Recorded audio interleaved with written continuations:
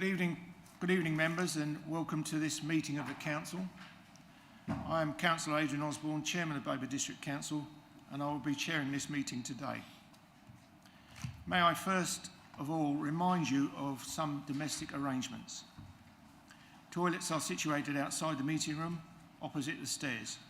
Cold water is also available in the breakout area outside the meeting room.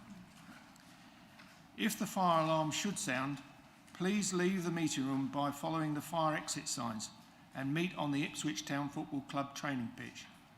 Do not re-enter the building until you are told it is safe to do so. Please switch off all mobile phones or turn them to silent. I would like to remind everyone present that this formal meeting will be broadcast live to the internet and will be capable of repeated viewing.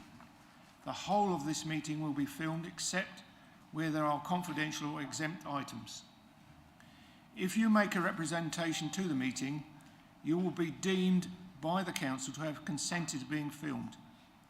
By entering this meeting, you are also consenting to being filmed by the Council and to the possible use of those images and sound recordings for all webcasting and all training purposes. The Council, members of the public and the press may record, film, photograph or broadcast this meeting when the public and the press are not lawfully excluded. Can I move to the agenda, please? Apologies for absence. Thank you, Chair. I have received apologies from Councillors Grandon, Hardacre, McCraw, Plum, Carpendale and Nunn, and Councillor Davies and Councillor Gould are, as we've already previously heard, stuck in traffic and may not get here.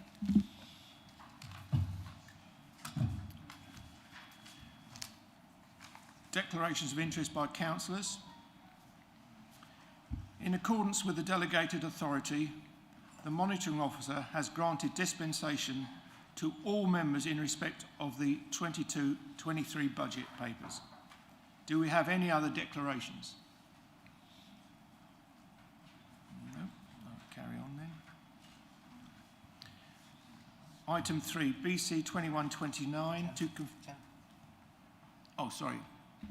Sorry, Mr. Chairman. Yeah, I declare I'm a trustee of the Citizens' Advice in Sudbury. Thank you, Councillor Osborne. Councillor Maybury. Thank you, Mr. Chairman. I also declare that I'm a director of the Citizens' Advice for Sudbury and District. Thank you. Thank you, Councillor Maybury. Right, item 3 to BC 2129 to confirm the minutes of the meeting held on 2nd of February 2022 for accuracy only. The minutes have been circulated. Are there any issues with accuracy? No. Could I have a proposer, please? Thank you, Councillor Hurren. Could I have a seconder, please? Thank you, Councillor Arthey. Thank you. I will now ask the Corporate Manager, Governance and Civic Office to conduct the vote. Thank you, Chair. As this is a consensus vote, I am asking for a show of hands. All of those in favour, please. Thank you, Chair. That is carried. Thank you. That is carried. Item 4. I would like to invite Councillor Ward to make his announcements. Thank you, Chairman. Firstly, I'm pleased to say I don't have anything to report about COVID. Fingers crossed, it does seem to be abating, and we really can look forward to a better year and see more of us working back here in Endeavour House.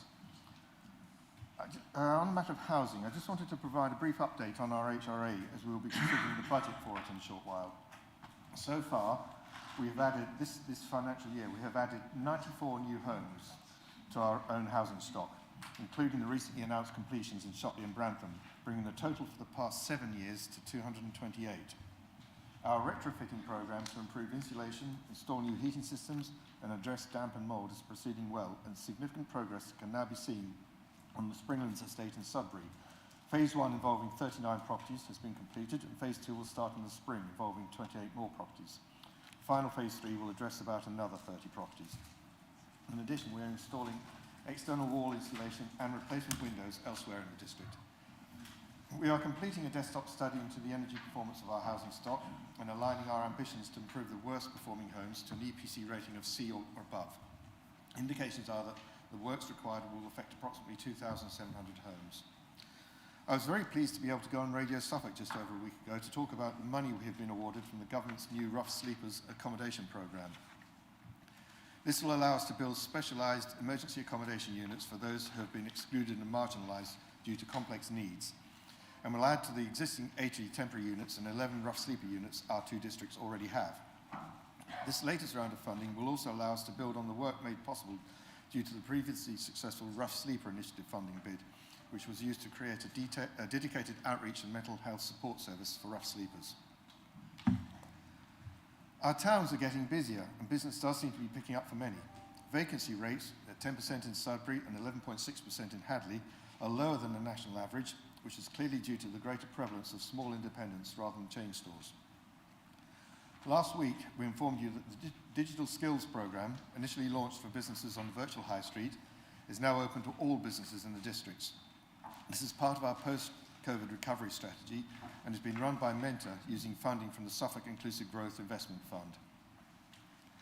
The programme is based on virtual workshops which are free to attend that cover topics such as online security, digital and social media marketing, e-commerce and information management. The past 2 years have demonstrated that these skills, together with a strong online presence, which the virtual high street has provided for the first time for many businesses in our towns, are no longer nice to have for businesses. They are essential to enable them to survive and thrive. Along with our Innovate Local scheme and innovation labs, our councils are providing real and valuable support for our businesses. The work at Gainsborough's House and St Peter's in Sudbury are proceeding well, with the former scheduled to open soon. Our artistic and cultural heritage in the district is strong, and in the Suffolk Free Press last week, James Cartledge again reinforced the desire to build a joined-up offering that also includes Benton End in Hadley and Flatford Mill. Last week, I was pleased to visit the latest venture in Sudbury's art scene, the new Voluptus Gallery that has been widely featured recently on TV and in the press. I had a good chat with the owner about her plans and ambitions, and I really hope she will be successful. The Eastern Gateway Business Park at Sproughton, that Ipswich Borough Council owns, is seeing further development, with part of it sold for construction of 5 industrial and logistical units.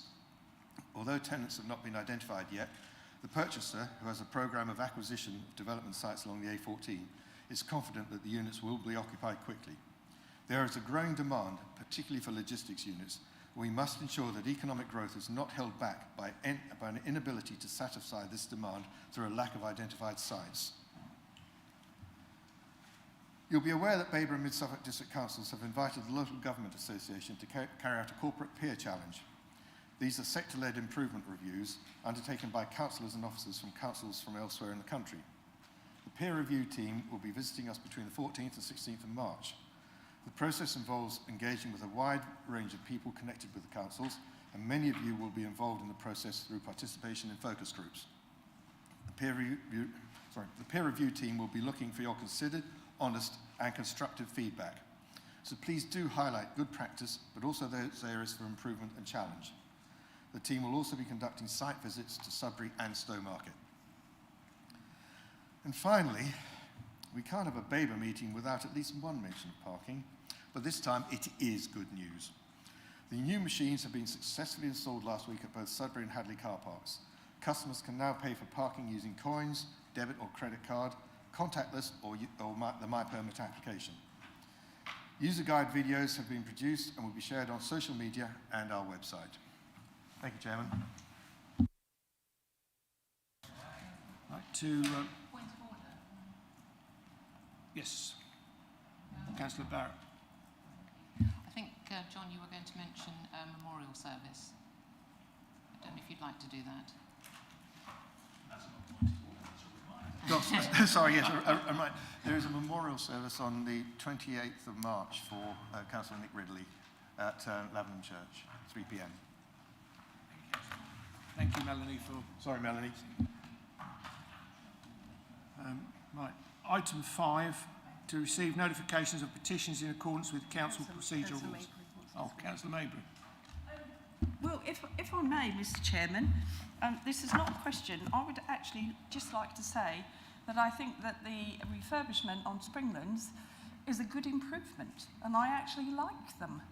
And I think to have, they were all dark before, but now they've got sort of brighter coloured render.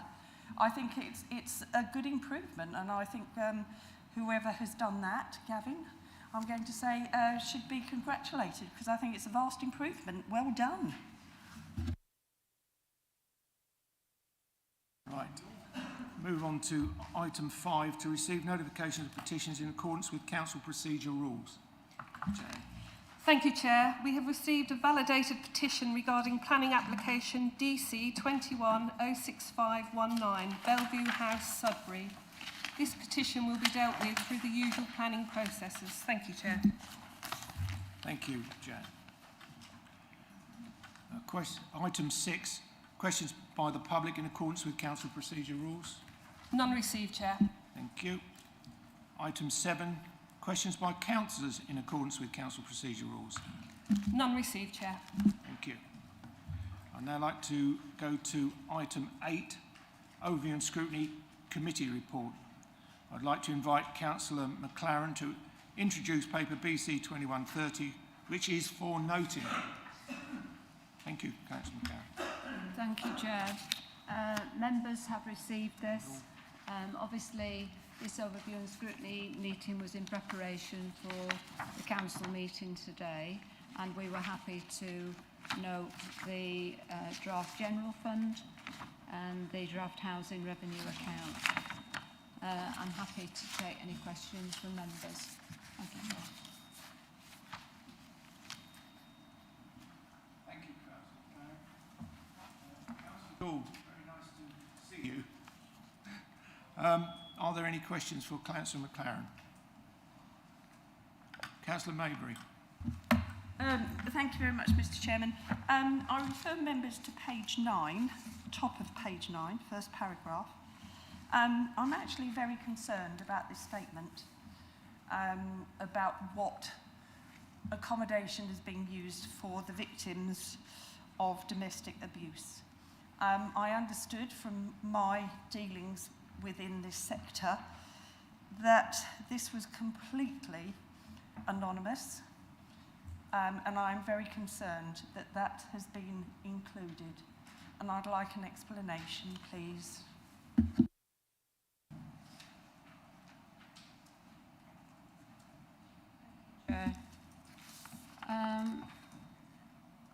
That was raised as a question during the discussion, Councillor Maybury. I'm not quite sure what is confidential about it. Thank you, Mr. Chairman. What is confidential about this is if there is a perpetrator who is absolutely insistent on finding an ex-partner and they see this and they know that that person is somewhere in Suffolk, they will trawl the records to try and find that person. And this should not be put in here. Anything to do with domestic abuse is completely confidential. Everything is anonymous. Yes, we do have refuges within Suffolk, but I can assure you nobody knows where they are, and if they do, I heaven hope that nobody actually ever mentions it. This is absolutely wrong, and it should be removed from the details. Thank you. Thank you, Chair. I'm not sure that was the intention of the discussion at the meeting.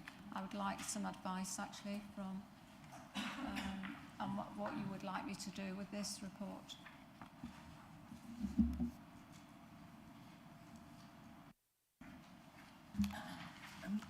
Chair, if that was in the meeting and it was an open meeting at that time, then actually it's in the public domain.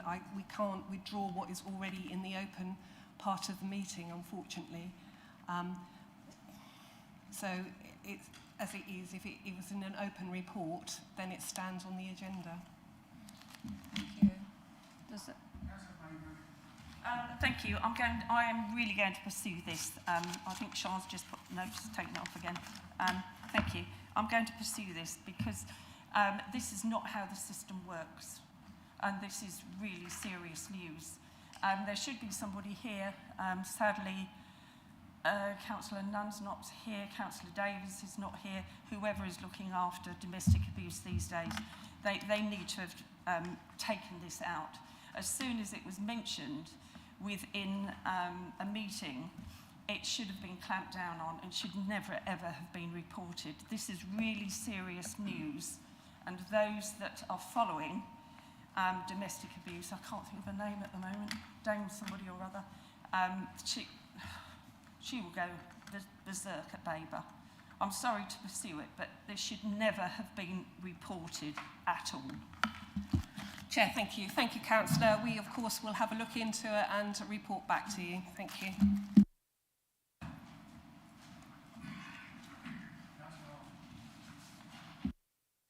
I mean, it's a question probably to Margaret Maybury, if that's all right. I mean, I'm reading this and I can't see that that actually gives a precise location of where somebody is. I can't see that in this ONS report. A minute.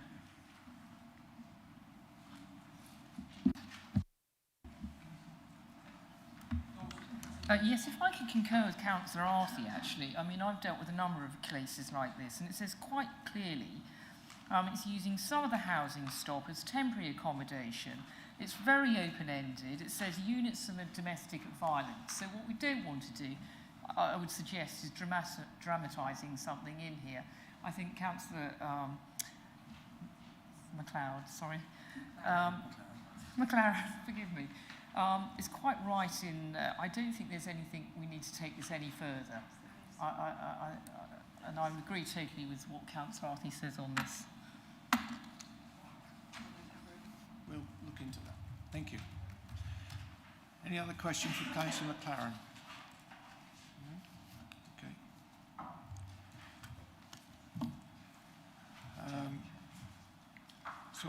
Councillor Arthey. Yeah, I've got one. And it's to do with the consideration by committee of the budget. And I notice in here it says that ONS considered a zero council tax increase budget. Is that right, or was the concept of a plus 2% introduced at the meeting as well? And if so, why isn't it minuted?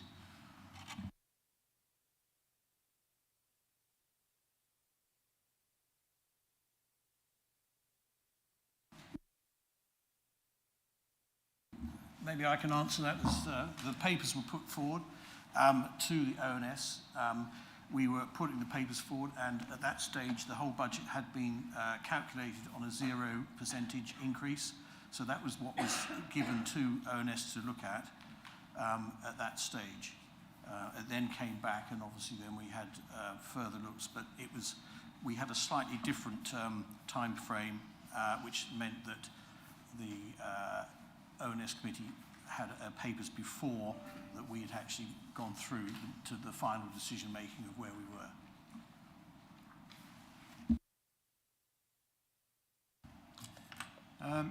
I'd like now to go to item 9, recommendations from Cabinet and committees.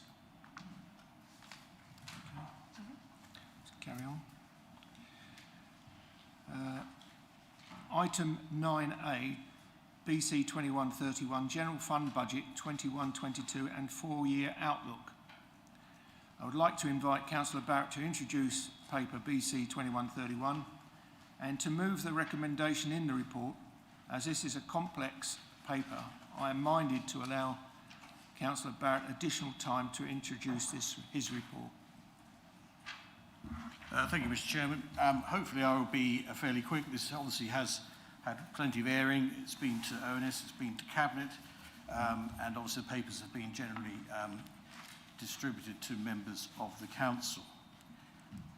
But to just give a bit of background, this year we've taken a slightly different approach, hence why we were looking at a zero. We started on a zero base increase, looking forward and taking the budget in a slightly different way. It's been quite clear over a number of years, the budget's been presented in quite a sort of, I would say, cautious way, which has resulted year in year of us having a significant underspend on the outturn figures. So you have to then question whether we are looking at the budget in the right way. So there was an emphasis this year to actually have a slightly more entrepreneurial approach, I would say, to the budget. So we would, where areas have been very risk averse, we are introducing a little bit more risk and looking at those figures. Basically, there is no point in us coming with a budget showing a very poor picture to the council every year, and then at the outturn, we're having a big surplus. That surely is not correct. So what we're trying to do is actually look at the budget, see where we have pressures on spending, look at those, and then see where we can improve that position to get the budget in a more accurate position. So we came to the initial position, which showed about a £402,000 surplus without any council tax increase on the zero budget. Those are the figures that went to ONS, which is Councillor Arthur has pointed out.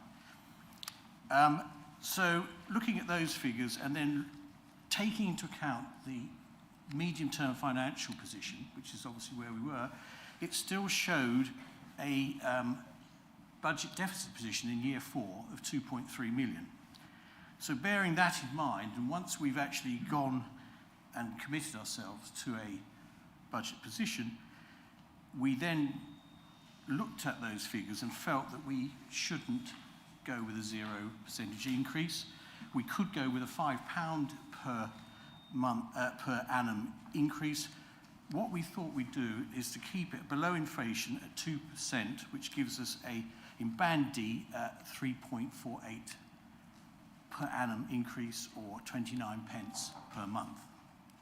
That is to keep our budget position in a fairly sensible way looking forward, bearing in mind we have the medium-term financial position, which is an outturn of 2.3 million deficit. So that enabled, with a 2% increase, that gives us an extra 120,000, which is where we are sitting at the moment in the budget that's before you, with a £527,000 surplus for year 22-23. That is a fairly good position to be in. It's not excessive. It covers us for any eventualities. But also within the budget, what's also been noticeable, we are not spending our capital programme. Our capital programme keeps having carry forwards year in, year out.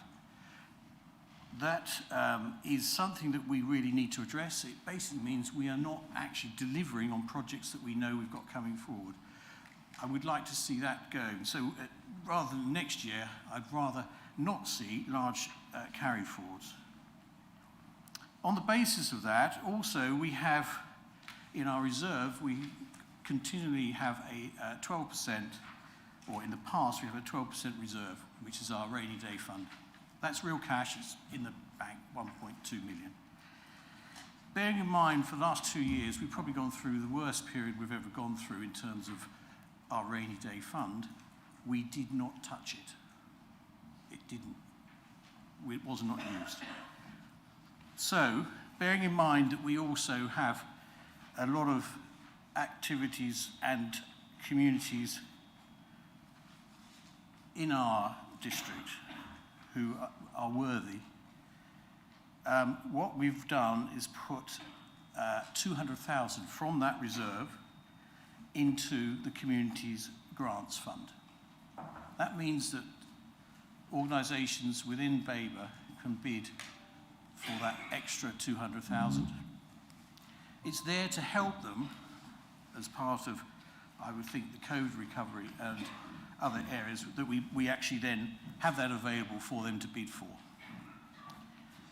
I think that's a very sensible approach. It doesn't cost us any money. It's coming out of a stagnant budget, which I think will be good for our communities. So what I would say, we have taken a slightly less risk-averse approach.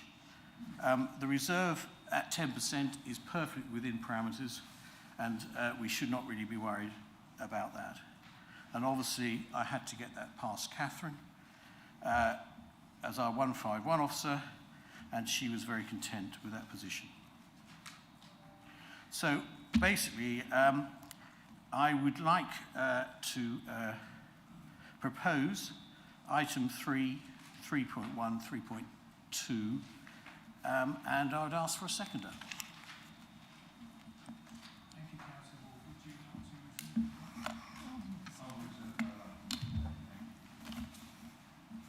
Thank you, Councillor. I'd now like to go to questions.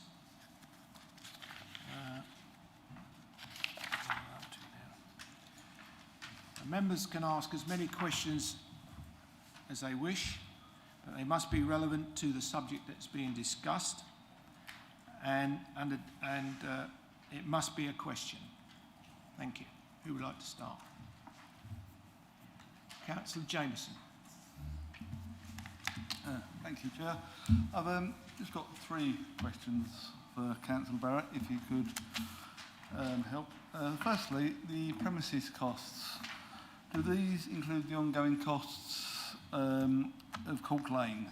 And if so, could you tell me what those ongoing costs are for those premises? The second question. The second question, Councillor Barrett always puts a caveat in when it comes to reducing climate change and biodiversity impact. There's always a caveat of where financially viable. Could you tell me why he does that? Why he doesn't do that? I mean, we don't provide a better service for our customers when financially viable. We don't tackle homelessness when financially viable. So why is there always a caveat when it comes to climate change that we only do it when financially viable? And the third question, if you could help me, is are the residents of the likes of Shotley, Brentham, Pinewood paying in their increased council tax so that he can protect Conservative seats in Hadley and Sudbury? Thanks a lot. Thank you, Chair.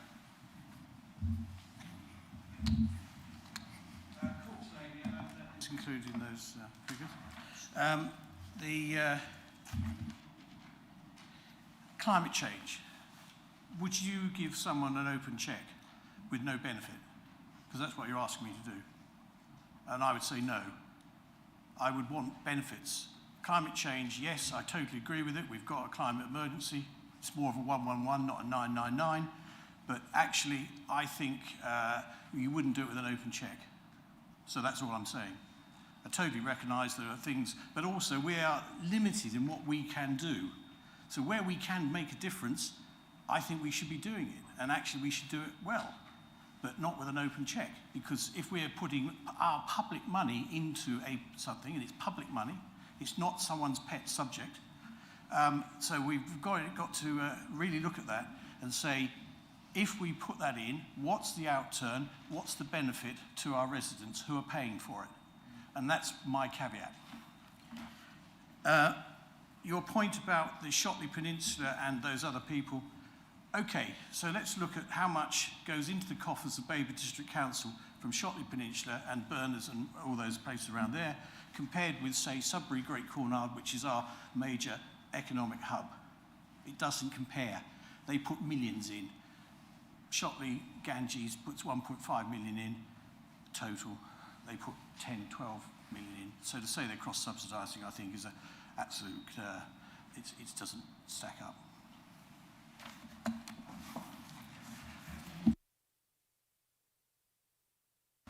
Thank you, Mr. Chairman. I must admit I would have to disagree with Councillor Barrett on his last point there, but we won't go down that route at the moment. I've got too many other things here to ask him about. He mentioned that in the past we've been rather too cautious with our budgets.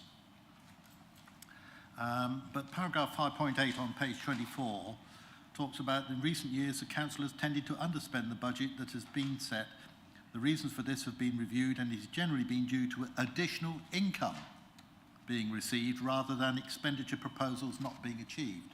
So it's not that we're not spending money, we're just earning more. But that doesn't mean that we've got to go out and spend it. So perhaps he would like to comment on why we should be forced to spend money just because it's coming in, when all of our residents, of course, are having a tough time trying to earn some money to come in. Secondly, 5.12, page 24 again, it talks about the council's net cost of services for 22-23 going up by £414,000, and yet further on in the document we are talking about the three wonders of reinvent and, where are we, can't find it now. Oh, here we are, review, remodel and reinvent, which we seem to talk about every year, but it doesn't, nothing seems to get reviewed, remodelled or reinvented, and yet our costs are going up. I did ask at a recent workshop for figures on total number of employees and the total salary bill, but I haven't seen anything on it yet. It was noted on the Chief Executive's summary of the meeting, but nothing's been done about it, or appears to be done about it. Also, the Wellbeing Reserve that is mentioned on page 31, which is the 200,000 that's coming out of the General Fund Reserve, while we reduce it from 1.2 million to 1 million, going to a Wellbeing Reserve. Councillor Barrett talked about a communities budget, an increased expenditure on communities. But on page 33, the chart there of forecasted budget gaps, etc., it doesn't show any increase in community expending to the extent of 200,000. So is this, as has it been intimated by Councillor Jameson, a particular fund for particular purposes, bearing in mind that there's an election in just over 12 months? So I'd like an answer on that one first. I've got some more questions, but I'll let him answer those, and then I'll have a few more later on, if I may, Mr. Chairman. Within that statement, but are there some questions in there? I just so spending money. Right, Wellbeing Reserve. Well, that's been put in because that's voted in as part of our strategic priorities, so that's clearly within there. The fund is for grants to organisations, so it's in our grant programme where organisations can bid for that across the district. And there was another question somewhere, I can't remember what it was. It was. Sorry, which cost? Staff costs. Staff costs going up 417. Well, I thought staff costs have gone up considerably more than that, because clearly we've also introduced where we've now taken back ID Verdi. So the staff costs that are likely to come in. The net cost, well, there was also changes in the grant and reserve funds of 683. There's also the base increase of 155 plus pay and pensions increase as well.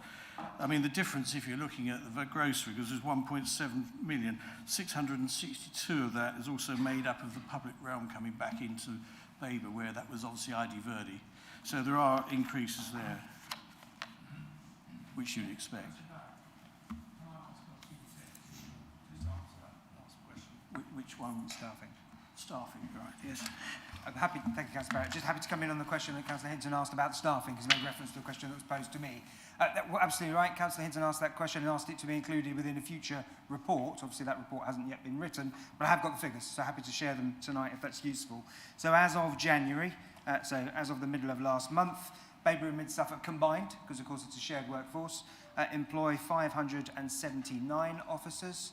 That's a full-time equivalent of 525 officers, because obviously not everyone is a full-time employee.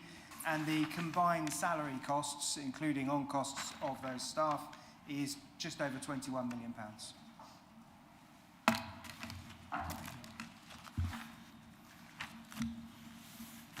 Barrett, is there anything other than questions you want to? I think that was everything that I'd got down. I'd say well-being.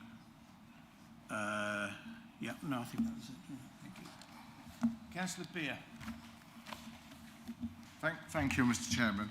I've got a few questions, but I may come back a bit later with some of them. First of all, I'd just like to thank Councillor Barrett for being in charge of our finances. He's certainly been very helpful to me, very open and transparent, and trying to do a very good job.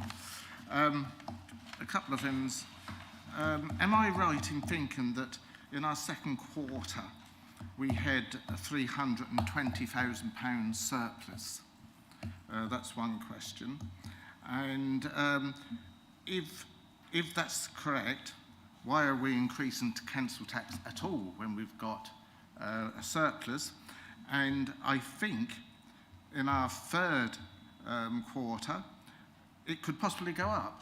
I mean, I suppose it could go down, but hopefully you'd be able to tell us whether you think it's going to go down or up. But certainly at this moment in time, we do have this surplus. Also, we're paying an additional £41,000 to senior officers. This, I assume, is in this budget somewhere. Unfortunately, the papers arrived late. I got them at 2 minutes to 1 today. That's no fault of the council. We had no postage on Friday. So I had the chance to go through the paperwork, but I would have done. But if that's there, then I believe this is also before inflation. So not only do the workforce get an inflation increase, they would get this extra 41,000. I don't think we can afford that. The other thing, the £500,000, which was earmarked to go for refurbishment of our office rooms here, I assume, which we're only contributing half, because the other half will go to Mid-Suffolk, £250,000. Do we really need to do that? Do we need to spend as much money as that? I haven't seen the paperwork on that either. You know, all these things are happening.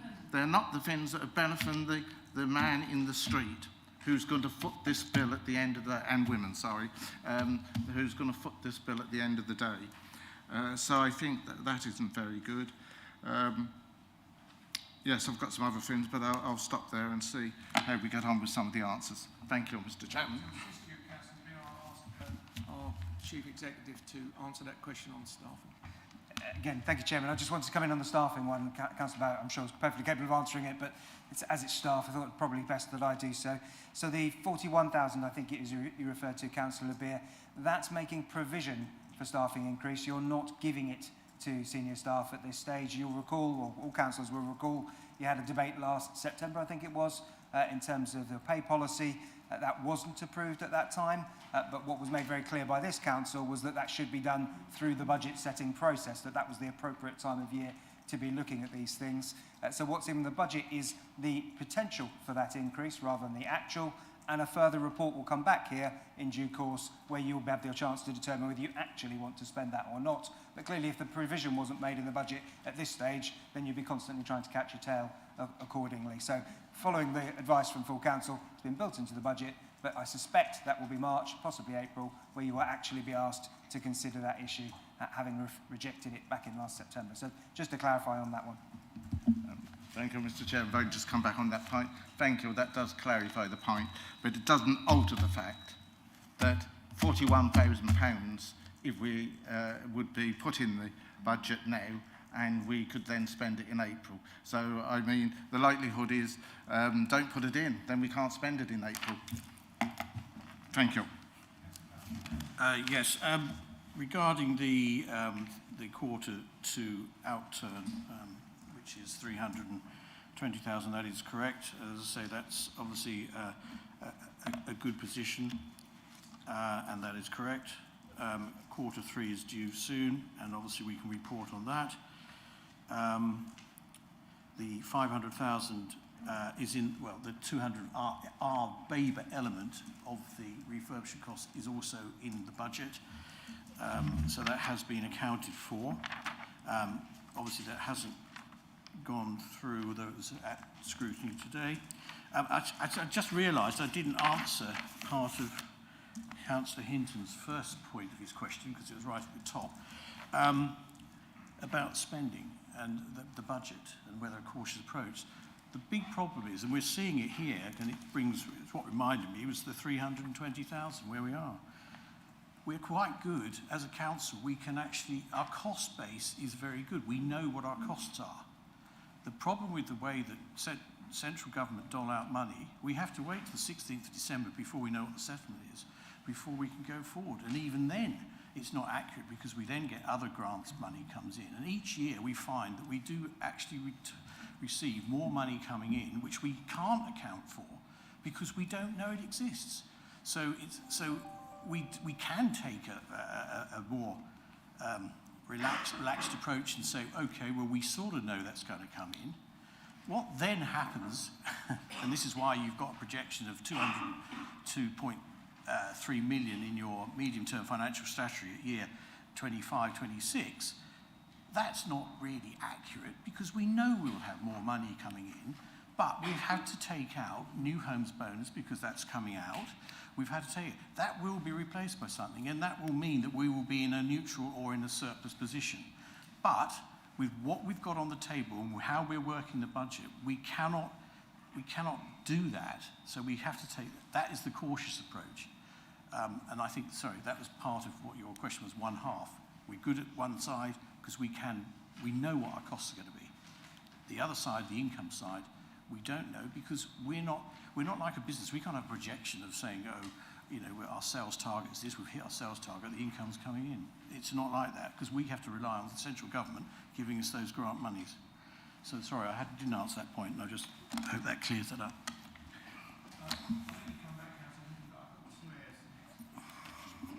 Thank you, Chair. Thank you very much for your report.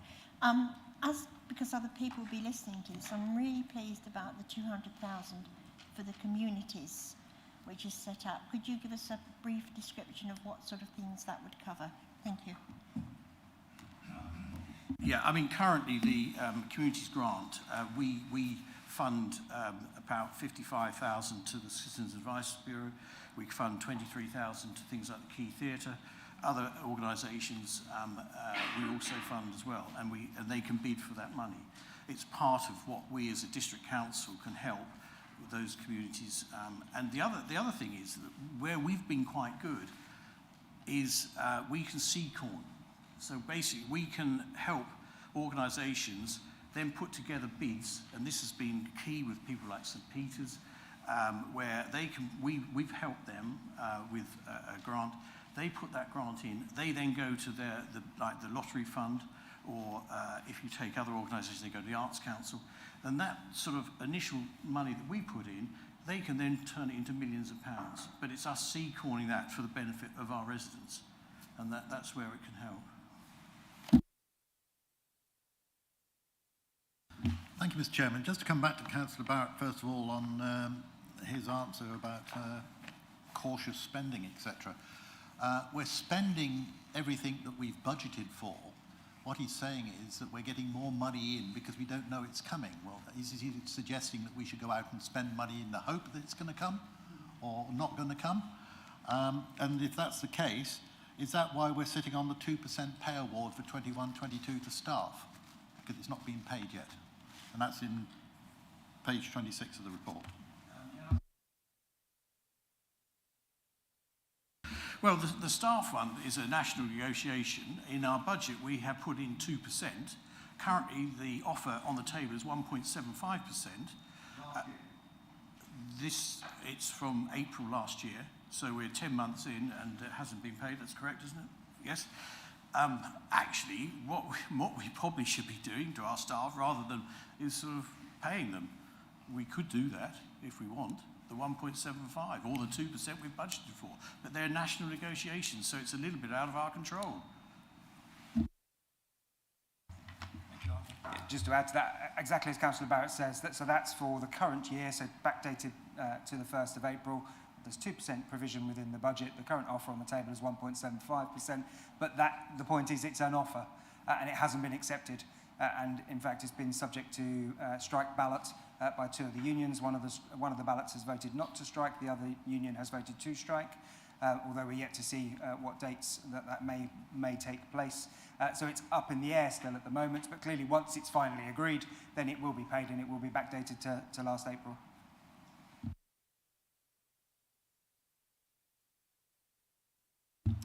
Thank you, Chair. Yes, following on from that topic, I was going to ask a couple of questions about this, so it seems a good point to come in. We've made provision for 2%, but obviously those negotiations are not going very well, and it sounds like the unions and the staff, you know, they might not settle on 2%. So could we be facing a wage bill that goes higher than 2%? I know we've heard that we've got some surplus in the budget, so we would have the money to pay for that extra funding on staff wages. I actually was going to make a request, ask a question, if it would be possible to advance pay to staff, backdate it to last April, because they will get 1.75. We know that. Why don't we give it to them now when the cost of living is rising, and they undoubtedly could do with it like everyone else. They're seeing all their costs going up. So there isn't any risk really to the council in advancing that 1.75 on the basis that they're going to get that or higher than that in due course, and allow them. They've waited 10 months for their pay rise. Very soon they'll be in negotiations for next year's pay round. So I feel that we should be considering that, but I'd like to know what the thoughts are on where the settlement will go, and whether we are looking at a higher than 2% settlement. Councillor Barrett's looking to me now to answer these ones. Thank you. Yes, so in reverse order, I suppose. So in terms of the 1.75%, I would absolutely love to do that. I totally agree. From a purely logical perspective, it seems a nonsense to think that it's going to be less than that. That's the offer that's on the table. Therefore, why shouldn't we be able to pay it to staff now? We're being advised through the LGA not to do that. I know the County Council is exploring whether to ignore that advice. There is also another complicating factor, which would have to play into this as well, which is national insurance will increase from the 1st of April. So if it is paid after the 1st of April, that will be caught by that national insurance increase, even though it's relevant for the previous year. So there are some tax implications to this as well, and that may create some risk, but I'm more than happy to take away to further explore it, because yes, my preference would be to pay it, well, would have been to have paid it already, frankly, let alone to wait further. In terms of the 2% for next year, who knows? I think it would be very difficult to get the crystal ball out on that front. Certainly inflation is a lot higher than 2%. I think normally the time that's looked at in terms of what time of year is used as a ready reckoner is around about September time. I think it would be reasonable to assume that inflation will be more than 2% at September time. Having said that, that isn't normally, although it's seen as an inflation increase, very rarely is it actually matched inflation in terms of the amount that's actually been paid. And you can look back over a number of years, including the years where it was zero, when clearly that wasn't where inflation was at. Traditionally, and that's an exaggeration on my part, but year on year the unions have asked for something in the region of 10%. That's usually because they've tried to catch up from where it's been frozen in the past, and it's usually been paid at near enough somewhere between 1% and 2%. So budget provision has been made for 2%. You could guess any figure. I think 2% is a reasonable assessment. Catherine Steele, as the Section 151 officer, may want to comment on this further, but clearly if it's ultimately settled at a higher amount, and we may well be having this conversation this time next year, bearing in mind how long this current round has taken to negotiate. If it's ultimately settled at a higher level, then we'll have to find that money to pay accordingly. I don't know whether Catherine wants to add. No, I think the Chief Executive has covered it quite adequately. You know, if that is the settlement, then we will have to find the money from somewhere to obviously reach a balanced budget for the year after. So it will be one of the factors that would be taken into account in setting the next year's budget.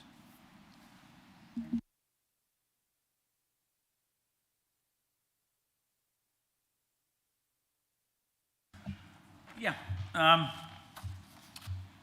It's a question. First question is as a result of what Simon Barrett has said, actually, because he said that he's introducing a bit more risk to our budget and a more entrepreneurial approach, I think is what he said. Referred to a £402,000 surplus, I think, and that's with a zero council tax increase, which was the original proposal put to O&S. Then he goes on to say, but 2% gives us an extra 120,000, so that's a good position to be in. So really it's a question for him. What is it? Is it a more risky entrepreneurial approach, or is it actually more cautious and less risky? I think you have to look behind the figures, because in previous years we had a council where we had a negative. At this point, we would, well, not this point because we always managed to get it right, but up until the point this was coming forward, there was a negative position on the budget. And as Councillor Arthur would know, he's been in the Cabinet now for a couple of years, he would know that was the position. So last year and the year before, I think you were looking at these figures in September, October, and you were seeing negative figures on that, which you obviously can't set a budget with a negative figure. Can you? I'm asking, well, I'm telling you because you can't, you know that. So, so basically, what we are is in a position where we have a surplus, which is not at the expense of cutting, which is what you've done in the past.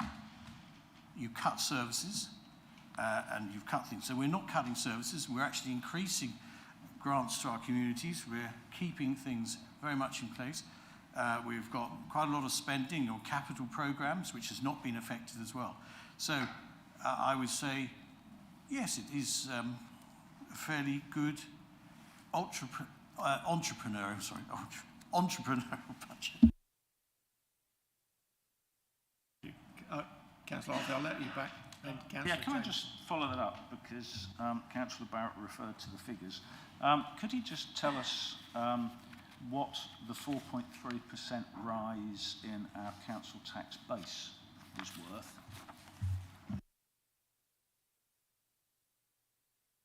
Is about 120,000. I'll tell him then it's 250,000. 251, I think, isn't it? Yeah. But it's split in one. So, so could you tell me the relevance of that? What's the relevance of it within the budget? Because that actually can't be changed. Right. It was a question from me. I don't have to justify why I want to ask a question. So, but thank you. Thank you for coming back. The reason to ask the question is to do with your comment with regard to entrepreneurial approach and risk, and to do with a more cautious, more prudent approach towards the budget. And of course, the position that we're in, unusually this year, is that we're in a position where we've got a 4.3% increase in our council tax base, which has actually given us a lot of flexibility. That's not an entrepreneurial approach. That's a bit of good fortune. Well, it's partly because we've got more houses being built. Simple as that. No, it's not as simple as that, actually, because council tax base is not simply on the number of houses. It's the number of Band D equivalents. It's all based on houses. Okay. Cross-chamber stuff. Councillor Lindsay. Thank you, Chair. Yeah, could I ask Councillor Barrett, how much would the original charging for parking proposals would have raised? Thanks. I have not. I don't know. It was before my time. What would it have raised? Not a lot. Sorry? 185. For my colleague. Yeah, thanks.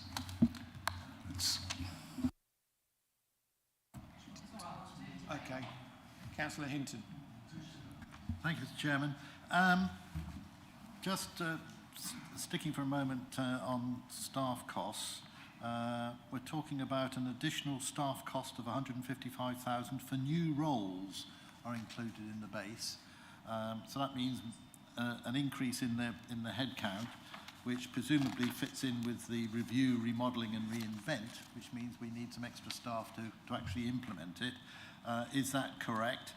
And also, on supplies and services, there is a figure of 93,000 for additional cost of professional and consultancy fees for asset and investments. Well, as SIFCO is effectively frozen now because the government has said that we can't get involved in those sorts of things anymore in terms of increase, and we can't borrow from the Public Works Loan Board, what's the 93,000 for? It seems like an awful lot of money for consultants for something in terms of investment. And also the contracts that were mentioned by Councillor Barrett in terms of increasing our staff costs, they're actually saving us 852,000 according to these figures, because it's a reduction on the contract being brought in-house. Is that a net figure or is that a gross figure? There is a net figure which is about 200, I think, which is the difference between, there is a saving overall. No, the saving, sorry, is 19,000, I think, net, isn't it? It's 19,000? Yeah, 19,000 is the net saving for bringing the service back in-house. But clearly, the main saving is obviously when we've taken those people back into our employment as opposed to ID Verdi. And then there was other on-costs as well, because of the contract, which is about 860,000 or something. And then there's obviously, we've got capital expenditure as well, which we've had to put in.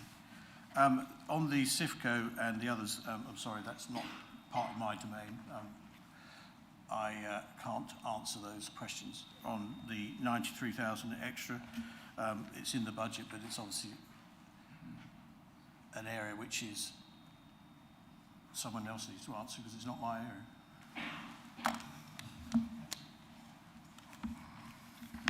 Yes, thank you, Chair. We've just sort of had a look at the detailed workings, and there's some money in there for condition surveys for some of our own properties. So this is where, you know, they are properties that we own, that we need to obviously get some work done on them, and sometimes we need consultants' fees.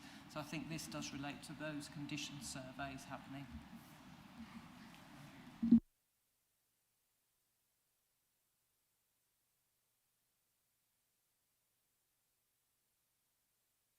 You've got an entry here of 55,000 built into the budget for business rates on a car park in Sudbury. Could you please clarify and explain? Thank you. Well, that's the business rates for the car parks in Sudbury. Sorry? It's on the Roy's car park, it's the business car park, it's the rates that we pay.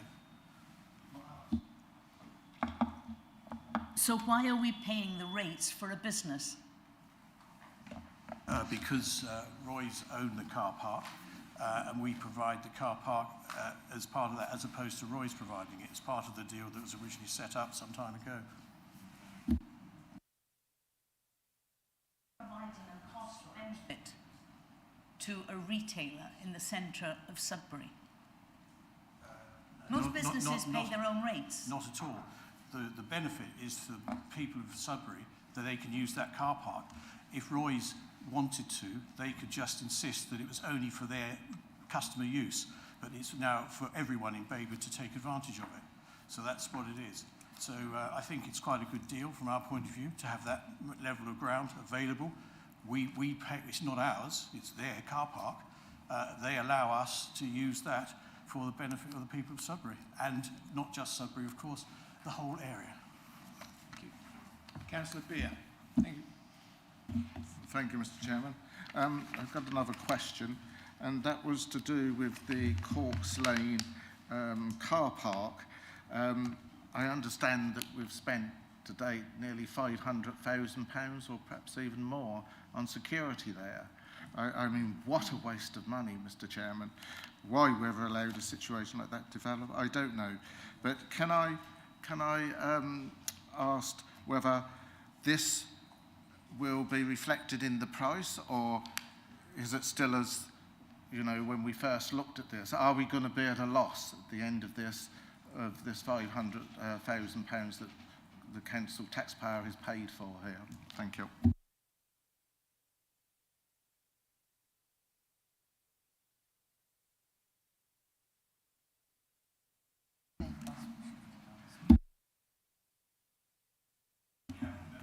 Thank you. Is it a budget-related question, or is it just a... Yes, it's budget-related, as been mentioned. The costs that we've been incurring in Corks Lane have been not really down to our anything that we can do. We've had issues, apart from COVID, but we've had issues with one of the areas around in determining the lease, and planning wouldn't go ahead until we've got that issue sorted out. So we've had to maintain the building. If we didn't do that, then it wouldn't be worth what it is now. Yes, it has cost us approximately $50,000 a year, and we'll continue to do so until we actually get the building going, which we hope to do in the early spring, so April, May time. We've got tenders out, or tenders are in, and we'll be selecting the people, the firm that will be doing the work in the near future, hopefully in early March. So the work will take place. I would hope that the whole project, whilst it being marginal, will provide sufficient income to cover those costs as well. Thank you, Councillor Busby. Councillor Arthey. I just wonder if we could give Councillor Barrett and his colleague another crack at the question regarding how much income would be generated in a year from the revised parking charges.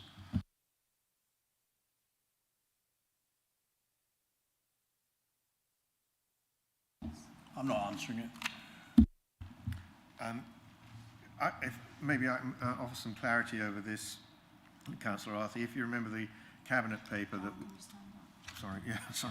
the cabinet paper we approved back in February last year, there were some numbers in there, and the income, there was a range, I think it was between 100, 110,000, 120,000. Those are the sorts of numbers we were looking at for the option that we had preferred out of the three options that were presented to us. So that 111, I think, is the answer. I didn't ask the question, somebody else asked the question, and you didn't give the proper answer. Can we just keep away from this cross council? Councillor Beer. Thank you, Mr. Chairman. That's just flashed something across my mind. Could you tell us, I don't know if it's within your brief, Councillor Barrett, how much additional money would we make if we charged for the car parked, because we keep hearing how much we're losing, but how much we would get if we charged for the car park in Levenham? Thank you. Well, I have no idea, because well, I'm sure I don't know why we're getting into car parking, but it seems that some people seem it's very important, and they already know the answers before they ask them. So it's just obviously just trying to embarrass us and to make sure that we sort of stand here and look silly about car parking charges rather than them looking silly about parking charges, which is, you know, rather a daft position to be in.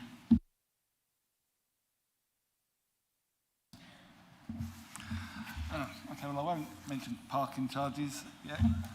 The CCTV costs in Hadley and Sudbury, is that an ongoing cost to us? And will we get a report at all to show that the investment is paying off?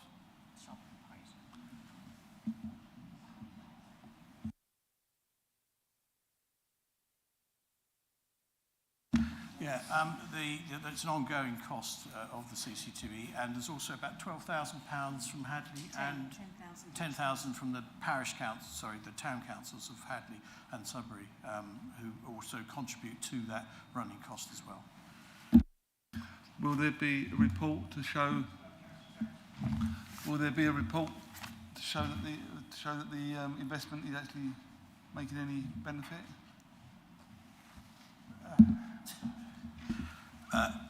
That would normally come in the police reports that the parish councils get, and obviously I dare say we could then tap into that to be able to report back to see whether it has been effective. That would seem to be the logical way of dealing with it. Sorry, I'm just going to say, could I just... Sorry. I was just going to try and assist on that question. So members will be aware that on an annual basis, your Overview and Scrutiny Committee is obliged to hold a meeting specifically looking at community safety. I would suggest that that's added on as one of the discussion points when Scrutiny next looks at the community safety issues. Clearly, when it comes to return on investment in relation to CCTV, that's not something that is quantifiable in terms of exactly how much cost saving, for example, but there is obviously qualitative benefit in terms of reduction in crime and such like. But I would suggest that's sensibly passed to the Scrutiny Committee without trying to create work for Councillor McLaren, but I would suggest that that's the place that can be followed up in due course. Councillor Parker, and this will be the last question, because we're moving into debate here, and I feel that they're not absolute out-and-out questions. Okay, well, if I can, Chairman, thank you very much. I will return to car parking if I can, Councillor Barrett. And it's not a case of trying to make anybody look silly at all, but actually, and without sort of prejudging actually what Councillor Lindsay was going to ask, I think it is a reasonable question. It's a fair enough question. It occurs to me that if you're proposing a 2% rise in council tax, and that's going to generate approximately £120,000, and the parking charges would have generated something similar, then we're imposing that rise on everybody within the district. And I suspect that that was where Councillor Lindsay was going with that. So my question to you is it fair, is it equitable that people who don't use the car parks should pay for the car parks?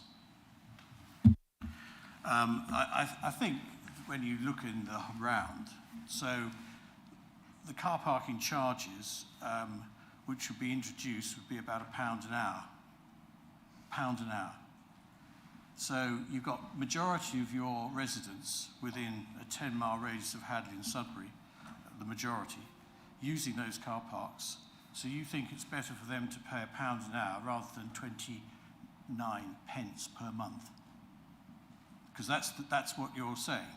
So you think it's better for the residents of Babergh to pay £1 per hour for car parking charges, which they probably use once or twice a week, or 29p a month. You do that. Yeah, just very quickly. And the question isn't whether I think it is. I'm asking you, Councillor Barrett, as Cabinet Member for Finance, whether you think it is fair and equitable. That was the question to you. You've replied to it with a question, with due respect. I think it's perfectly fair for the majority of residents of Babergh District Council to enjoy 3 hours or 3 hours parking free, which benefits our towns, keeps them commercially viable, and gives us a real USP over other centres. You've only got to look at other towns where our rate of shop closure is high at 10%, but that's really quite low. You've only got to walk around Colchester. Colchester Borough Council, if you look on their website, they've got a major funding gap because they rely so heavily on car parking as part of their normal income stream. We haven't got that problem because we haven't relied on car parking as part of our income stream. Other district councils have got exactly the same problem. What we've been trying to do is actually make sure that our towns are viable, and we want to keep them viable. And as a small market town, which we don't have large centres where you have big draws. We're not a Bury St Edmunds, we're not a Cambridge. We're a market town, and that market town relies on having some sort of USP. What is that USP? I think it's the fact we offer 3 hours free parking, and that really does draw people in. You've only got to look around. I've heard the thing saying, well, if you had a stronger offer, the town would stand on its own 2 feet. But don't dispute it, it would.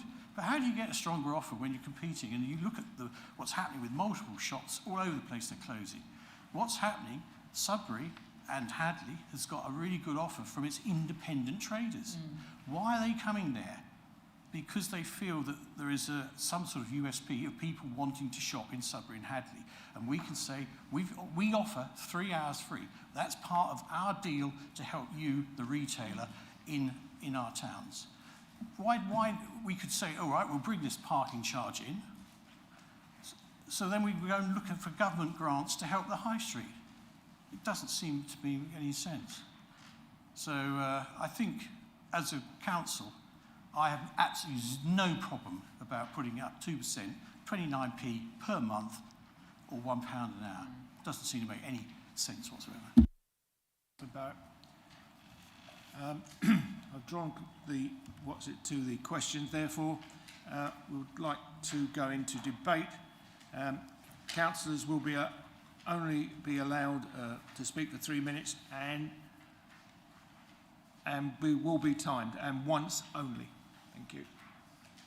Who would like to start the debate? Councillor Gould. I assume this is mine. Yes. Well, you know, at risk of being boring, I do want to bring up car parking again, and I do want to stand up for the residents on the Shotley Peninsula, and you wouldn't expect me to do anything else, would you? I've had probably 3 or 4 relatively aggressive comments sent my way in local parish council meetings, saying precisely what Councillor Parker has said. Why should we be paying for the people of Hadley and Sudbury to park? So I simply throw that into the debate. And I personally don't think it's equitable and fair that people pay 29 pence. Everybody pays 29 pence a month, even our residents down at Shotley and in my ward, because they're not using the car park, Councillor Barrett. It's the people who are using the car park who it would be equitable and fair if they paid to use the car park. Thank you. Councillor Beer. Thank you, Mr. Chairman. Why we can't get back to our nil or 0 rate that we decided on earlier on in the year is beyond me, particularly as it's already been highlighted that we have £320,000 surplus, and that could be more before we get to the 1st of April. We should not be spending money, £250,000 to refurbish the officers. We should not be putting this money in for the senior officers, and I would just like to point out that I understand they work very hard, they do a good job and what have you, but we just cannot afford to keep paying this. At the end of the day, it comes back to our residents, the hard-working families, the small businesses, and the pensioners. You know, these are the people that have got to pay these council tax increases. They've got to pay for more. Food prices have gone up, mortgages have gone up, the fuel. It's all a burden to them. They are struggling. And you keep saying it's 29 pence, and I accept that. We're not talking about car parking charges. That's been decided. This side of the chamber has always been against car parking charges, so I don't have a problem with that. But certainly, from the point of view of increasing council tax, even by this amount, which isn't small to the average person out there, we can all look at ourselves, and some of us maybe find it struggling.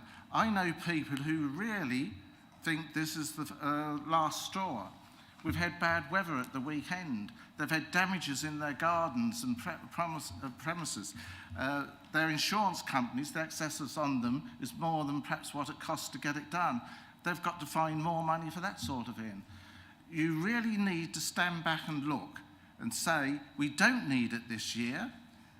We've got this surplus. Hopefully things will be, we'll have a bit more surplus money. We expect other people to take a hold, because even with the officers, they're going to get inflation increases. They will be getting that. So it's not as though they're not being rewarded. They are. And we need to make sure that at the end of the day, we're taking on board the public, because at this moment, we're ignoring them. Totally ignoring them. We're just putting up all the charges, and some of us here might be able to afford it, but a lot of them can't. Thank you, Mr. Chairman. Councillor Treasury. I don't always, but I actually agree with Simon, Councillor Barrett.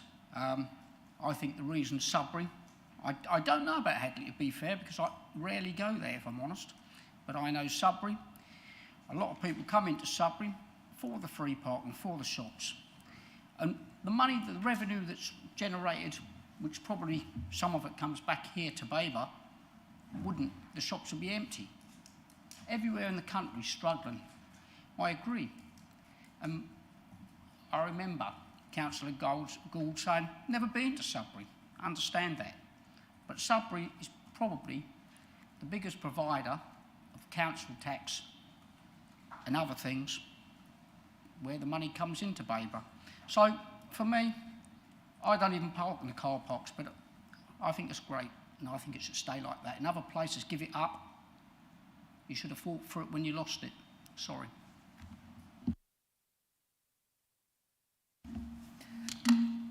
Yes, one of the things I think it might be appropriate to mention at this point is we keep coming back to the car parking.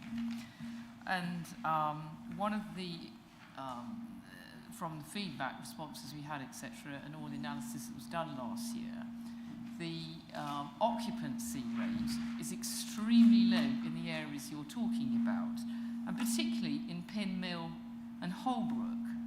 So I'd like my friend to be, these places are not subsidising Sudbury and Hadley.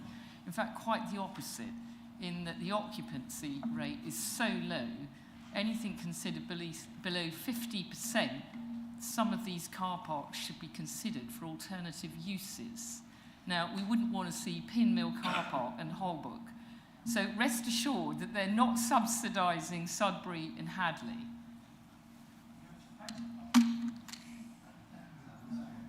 No.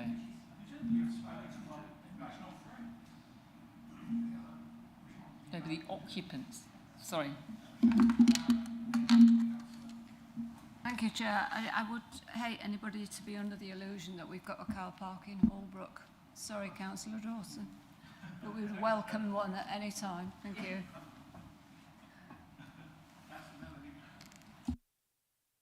Thank you.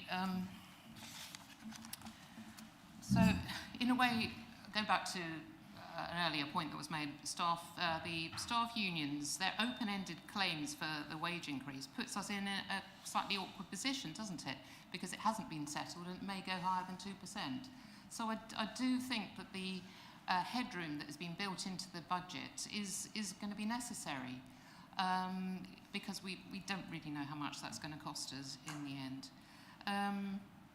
So that does push us towards making this increase in the budget, and I support it. I wasn't going to mention parking, the topic of parking, the toxic subject, but as it's come up and we can't seem to break our unhealthy addiction to this topic, I will just say the degree of scrutiny that some councillors are showing to this and the sort of unwillingness to let go is baffling. Holding on to that possible increase of our income by up to 200,000, perhaps, when some members have been happy to spend 250,000 on an office refit. Can you explain that to me, anyone? Perhaps later on.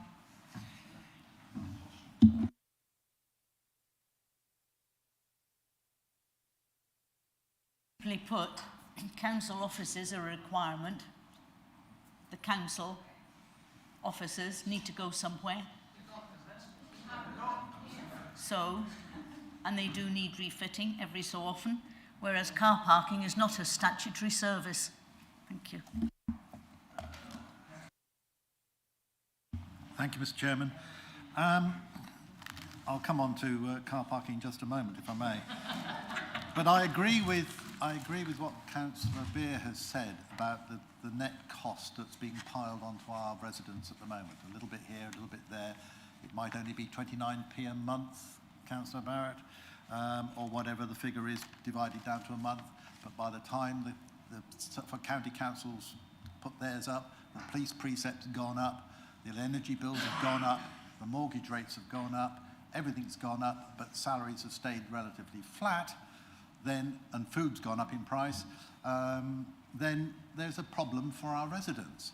And if we can ease that burden even by 29p a month, then that's something we should be doing. We should not be raising money just for the sake of it, especially when on page 24 of the report, it talks about the council's 22-23 gross expenditure, and goes on, bringing in fundraising from business rates, council tax and government grants, shows a net surplus of 527,000 for the 22-23 budget. Page 24 of the written report. So if we've got a surplus of 500,000, we had a 400,000 surplus from last year, even if they get a dirty great big increase, it's not going to eat up into that, because we're only talking about 198,000 for the 2% over 2 years. So that's sort of shot that one down. When it comes to equitable paying of car parks, if the council is going to spend 302,000 on car parks next year, plus 55,000 for the business rates on the... Look in the figures, Councillor Barrett, no good shaking your head at me, that's where I got them from in here. Why is it that they thought that £2 a year lease on the car park in East Burkhardt was too much and gave it up, so that the parish council had to take it up? And when you're talking about occupancy of car parks at Holbrook and Shotley and everything else, did anybody read the report the other day which said that the tourism spend and the income from tourism for Mid-Suffolk, Ipswich and Babergh was way down on what East Suffolk had done? Why? Because we're not giving them the facilities in the right places. I can criticise the county council here, but 3 years it's taken them to replace a tourist facility across the river store, the so-called Star Store, Scones, whatever you like to call it. The bridges at Fen Bridge has been removed now. It took 2.5 years to get it removed. They then took up all the trackway away, so that they can't put the new one down until they put the trackway back again, and the cost of it is going up and up and up. And so it's taking away something that tourists can use. So we're talking about adding to the tourist spend, and yet we're not giving them anything. Yeah. And so here we are talking about taking the money off our local people when their sources of income are dropping away. Thank you, Councillor Hinton. Your time is up. Councillor Jameson. Thank you, Chair. I find myself agreeing with Councillor Beer and Councillor Hinton. I don't think we should be putting up council tax this year. We didn't need to, and as has been said already before, the burden has been put on everyone in this district. I believe the reason, going back to the parking again, the reason we have chosen to put the burden on everyone across the district rather than just putting the parking charges up is purely political. Councillor Barrett and Councillor Dawson are looking to the election next year, and they're trying to please residents of Hadley and Sudbury. I'd also like to come back to, change the subject slightly, come back to the climate change. I'm not asking Councillor Barrett to give me an open check on climate change. I'm just asking him to make sure he treats climate change and biodiversity the same as he does all other areas of spending, and not put a caveat into it. As I said earlier, he doesn't put a caveat into other areas, so why put a caveat into climate change? Yes, I know he will say, well, we did HVO and we've done PV and all the other initiatives we put in place, and that is really good. It's brilliant we've done that. But until climate change and biodiversity are front and centre of every decision that we make and every initiative we put in place as the council as the main thing, then we're just tinkering around the edges, and only when we think about these things before we make a decision, whether it be the budget or anything else, only then can we make a difference. And if Councillor Barrett can stop being Dickensian and poring over his budget books when it comes to climate change, then perhaps it may make a difference. But thanks a lot.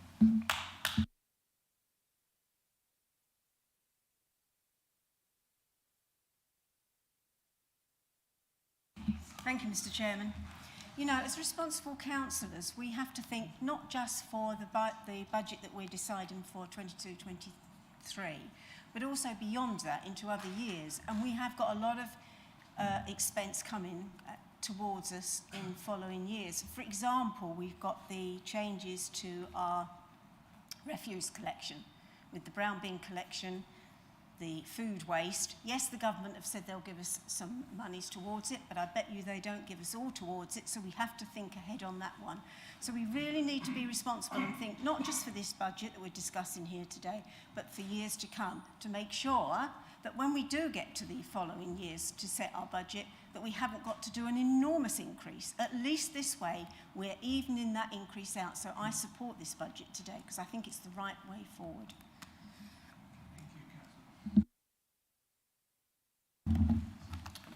Thank you, Mr. Chairman.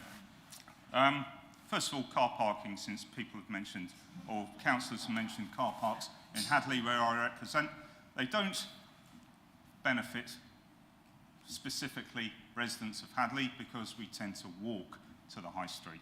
What they do benefit is are the businesses of Hadley. They benefit a vibrant high street, and those businesses pay business rates, so it's a win-win situation. The people who benefit more generally are from the surrounding villages. They're called visitors, and that's what Hadley's USP is to attract visitors from the local surrounding areas in to enjoy the facilities at the high street give. This, as a Conservative, I'm generally against unnecessary tax rises. During the debate, excuse me, I've got one head. But I joined in with our group discussions on this budget increase. It's small, I appreciate it is a little bit extra, especially when hard-working families are facing what certainly I talked about in that county last week was the rise in national insurance contributions that they're affecting. But this small rise is below the £5 we could have gone to. It is prudent and necessary, and I do support it. Thank you.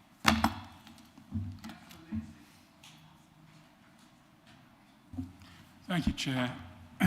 I've also got a throaty problem, so you'll have to forgive me a bit. Really just a couple of figures. Lee was quite right that the reason I asked about how much was car parking raise is because the amount's very similar, 111k or so, to the 120k that the 2% council tax increase that all the residents of Babergh are being asked to pay. The argument that a majority of people, it doesn't matter, majority of people want those car parks. Another question that I could have asked Councillor Barrett, but I felt he was starting to feel a little flustered perhaps, so I didn't want to ask him that, but the key question to ask is how many households in Babergh don't have access to a car or a van? And we got the answer in census, last census, 1 in 7 households do not have access to a car or a van in Babergh District Council. So we're asking those people to subsidise people with cars who fancy having a free parking spot in Hadley or Sudbury. Now, to me, that is not fair, that is not equal, and worst of all, it's encouraging, subsidising driving. That money, that 111, 120k, could go towards, if we want to support businesses, and I do want to support, especially independent businesses in places like Sudbury and Hadley, and the way to do it is to help support them more directly, not with a car parking, free car parking, which helps drivers and it helps people make the choice to use their car, but put something into a shopper bus that goes around Sudbury, that takes people from Cornwall to Sudbury, takes them to the shops. The businesses would like that. We know the more people that are encouraged to walk, the more places are pedestrianised, like Hadley and Sudbury, the more people go to shop, because towns can't take all the shoppers they need with cars. They need lots of pedestrians, because they're the ones that will spend more of them we can get into a town, so there'll be more money for the local economy, more money for our shops. So it's entirely the wrong remedy. This budget, as my colleague Councillor Jameson has said, it is entirely designed for little election ticks. So we've given free car parking to residents of Hadley and Sudbury. It is not looking at equality, and it's not looking at climate change, which is because it's encouraging people to drive, rather walk, cycle, or Jameson, bus. your time is up. Thank you. Oh, Lindsay, sorry. I do beg your pardon, Councillor Lindsay. Councillor Ward, do you wish to come back on your seconding? Yeah, thanks, Chairman. Gosh, there's been a lot said about parking. I'm not going to touch on that subject. I've got a number of points. Firstly, I do actually concur with Councillor Melanie Barrett on why don't we pay the 1.75% now? Let's ignore the LGA, do what Suffolk County Council are proposing to do. There's no reason for not doing that. This council is far-sighted. We recognise change is inevitable. We have a continuous process of review, remodelling and reinventing, and that is working very well. We see that all the time. The refurbishment is only part of that. The 250k per council is a provision. We've had an estimate. It's roughly just over £200,000 per council for that one estimate. We could probably get further estimates to see whether we can improve on that. But the point is, we do need that refurbishment, and actually, we need to take into account the savings, the cost savings that we'll be incurring by reducing our floor plate. Consequently, we'll have an overall cost benefit of that refurbishment. In terms of climate change, we're not tinkering around the edges, far from it. And I know, Councillor Jameson, you're aware of all of the things we've done. Our HVO fleet, 25.9% of our CO2 emissions. We've reduced that by 90%. Our leisure centres, 18.9% of our emissions. The solar panels, we've installed solar panels on our leisure centres, reduced that by a significant amount as well. The solar carports, the new water filtration system. The fact is, we're making climate change investments that make a real difference, a very substantial difference in our carbon emissions. So now let's talk about the actual council tax itself. £120,000 is not just the current year that we need to focus on, and not just for the reasons that Councillor Osborne next to me has stated. The fact of the matter is that £120,000, that the 2% rise is this year, but also has an impact, a cumulative effect on subsequent years. So the effect of that is worth a lot more than that £120,000. And we must take that into account, our medium-term financial challenge, which is still there. So we cannot, it would be imprudent if we did not raise by that small 2%. Now, Councillor Beer doesn't like that. He doesn't like parking charges either. But that 2%, as Councillor Barrett has said, is 29 pence per month, or £3.48 per annum for our residents. Councillor Beer would have more credibility if he hadn't voted for a £41 per annum rise for Suffolk County Council when he's a county councillor. Mr. Chairman, on a point of order, that's below the bell, and they're doing £20 million worth of improvement. I will continue with what I'm saying here. We must also remember that council tax bands A to D are going to receive a £150 council tax rebate to help them with that. So really, we're not imposing, thank you, we're not imposing a burden on our residents. It's a modest rise. Thank you, Councillor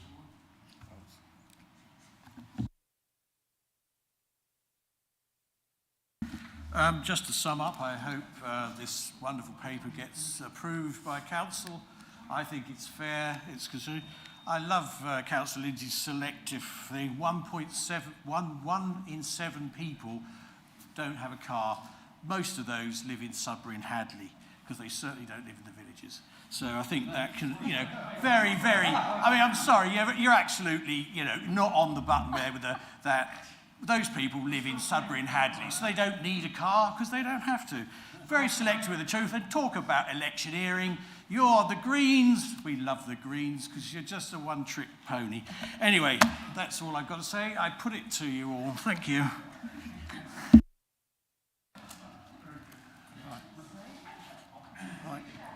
Debate is now complete. Members, the debate is now complete, and in accordance with the Council Procedure Rule 13.3, immediately after any vote is taken at a budget decision meeting of the Council, the names of councillors who cast a vote for the decision or against the decision, or who have abstained from voting, shall be recorded in the minutes of that meeting. I will now ask Corporate Manager, Governance and Civic Office to conduct the recorded vote. Thank you, Chair. For clarity, the vote that is taken tonight will be done by modern.gov, and the difference will be that it will still be published on the website tomorrow, but it will also be included in the minutes. Can I ask for a recorded vote? Recorded vote. It is a recorded vote. It is recorded vote. It doesn't make any difference because it's still recorded in both places. I'd rather the names read out, Mr. Chairman, and I think if I got to stand up, that can still... Councillor, the council actually agreed to use electronic voting, and that's the method that we're going to be using. Actually, Councillor, you did vote for that. Thank you. It's up to you, Chair. It's up to you, Chair. Yeah. I suggest you do it online. Yeah, Councillor Maybury, but I'm going to go for the electronic vote. So yeah, no. It's the fact, Mr. Chairman, that sadly I had to remove myself so I didn't interrupt the speakers too much for my coughing fit. Am I still allowed to vote or not? Because I've kept quiet in case I was not allowed to comment during the last session. Yes, Councillor, you are still allowed to vote. It was for the part of the questions, and you will be allowed to vote. But could I also apologise to the council for my coughing fit? I do apologise. So thank you, Chair. That vote is now going to be open. If councillors could go to that vote, it is showing in blue for councillors to cast their vote. Thank you.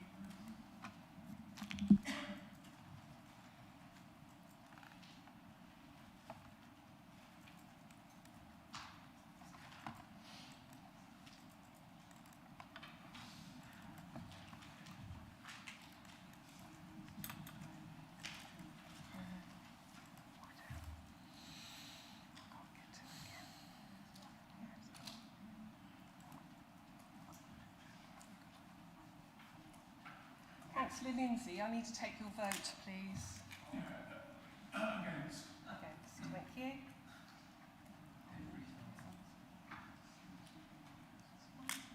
Councillor Ayres, are you able to vote? 4.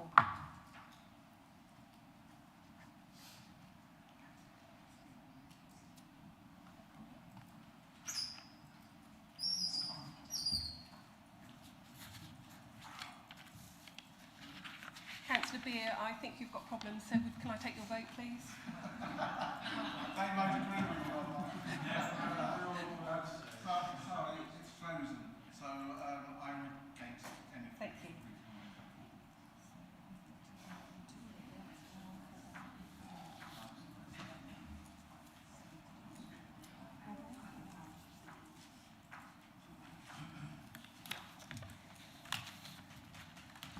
So, Chair, the voting is 17 for and 8 against. We're now going to show that on screen for everybody to see, but obviously we'll need to add in the 2 against and 1 for that we've taken manually.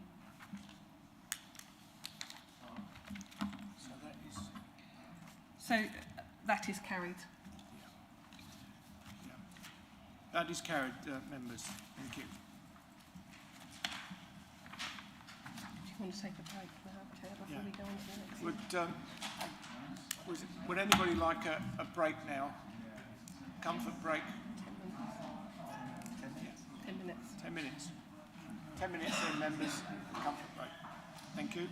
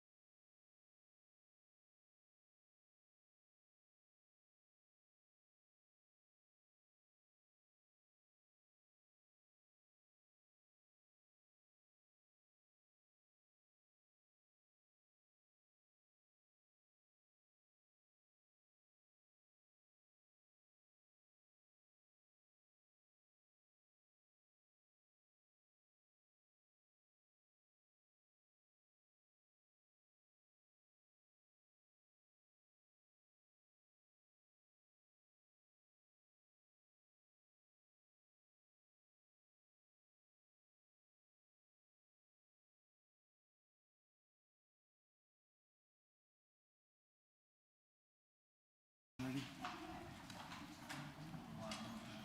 Oh, Councillor Mavarese. Yeah, that's fine.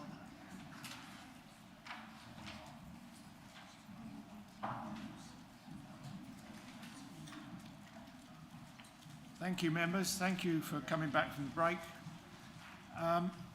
I'd now like to go on to item 9B, BC 2132, Housing Revenue Account, HRA 22-23 budget. And I would like to invite Councillor Barrett to introduce paper BC 2132 and to move the recommendations in the report. Thank you. Hello, fellow councillors. How great it is to be back with you again to introduce paper DC 2132, the Housing Revenue Account. I'd like to make the recommendations or propose recommendations 3 through to 37, and I'd like to we could take these on block rather than individually. Obviously, you can see what is being proposed. This is the HRA account. The main part of this account is the increase in our council rents. This is based on CPI plus 1%, which gives a total of 4.1%. That gives an increase of £3.72 or £3.72 per week for the social rents and £5.23 for affordable rents. As you can see, garage rents stay the same, sheltered housing, services stay the same, sheltered housing utility charges are kept at the same level, and the budgeted surplus for the HRA is 511, and that is what is being projected as a surplus for the year. Bearing in mind that we have suffered in Q2 a 499 deficit. This is mainly due to the building services costs of repairing the council houses. This is a combination of work or staff not being able to do it, access to houses, which has actually meant that we've had to use more subcontractors in that period. So that is a deficit. So bearing in mind that we're going forward, the budget has increased the provision for council for the housing repairs by about 500,000. So there's a sort of, if you take the surplus, take the deficit and then the repair, so there's about £1 million movement in that between this year and last year.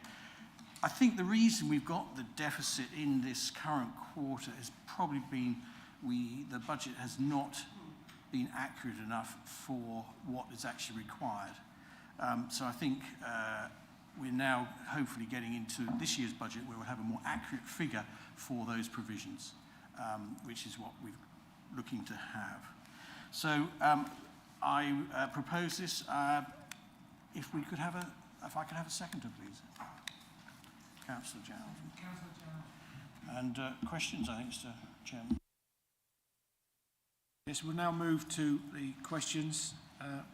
Councillors may ask as many questions as they wish. However, they must be relevant to the subject under discussion and must be a question. Who would like to start? Councillor Hinton.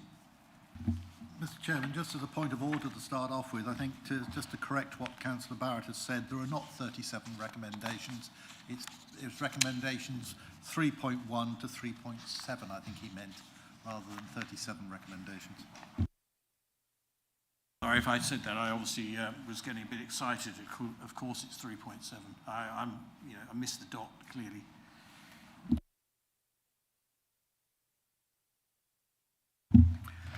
Yeah, I've got two questions actually. I think that rather than for the Cabinet Member for Finance, they might better be directed to the Cabinet Member for Housing, or perhaps even the Housing Assistant Director. But 4.16, we say that an increase of 21 properties has been assumed. And that's obviously net after taking into account an estimate of about 12 purchased through right to buy. Is that not rather a cautious number, given that in the past years to date, for the current year, we've already acquired 94 through build or purchase, And I would hope that our programme for the next financial year is going to be just as ambitious. So I think could we assume a greater number than that 21? Also, the second question is at 4.26, and that is concerning the right to buy sales. Are we, and I know we've had an extension in terms of the time that we can use those, or able to use those right to buy sales receipts, but are we confident that we'll not have to repay any right to buy receipts?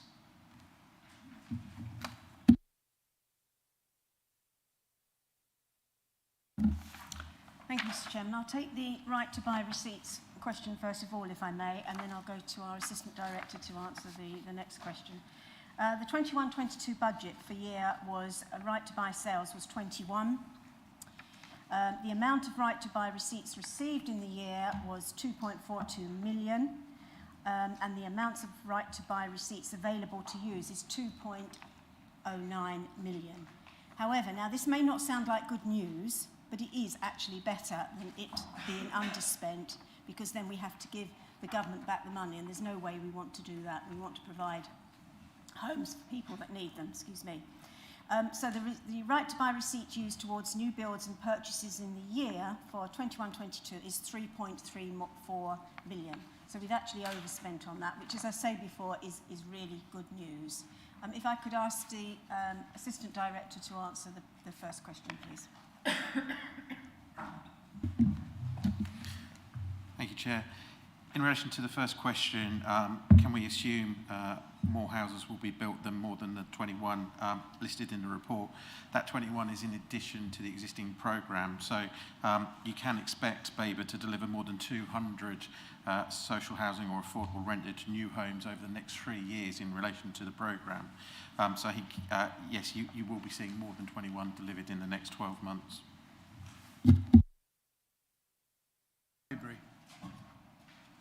Thank you, Mr. Chairman, and I'll try not to cough too much.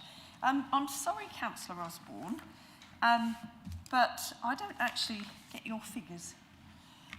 You said that our receipts were 2.42 million and that we could spend 2.09 million. Well, if we can only keep 40%, that doesn't add up. Sorry, 40%, or if I do it, I've done it the other way. If you take 60%, which is what we have to give to government, off of 2.42 million, that is 1.45 million, so that doesn't add up to 2.09 million. So I'm at a loss with your figures unless there is something that you haven't quite explained. Thank you. Thank you, Councillor Maybury. I'll go to our Finance 151 officer, if I may, for that one. I've provided the information that's been provided to me, so if you could answer that one. And in fact, I haven't got percentages, I've just got the actual amounts.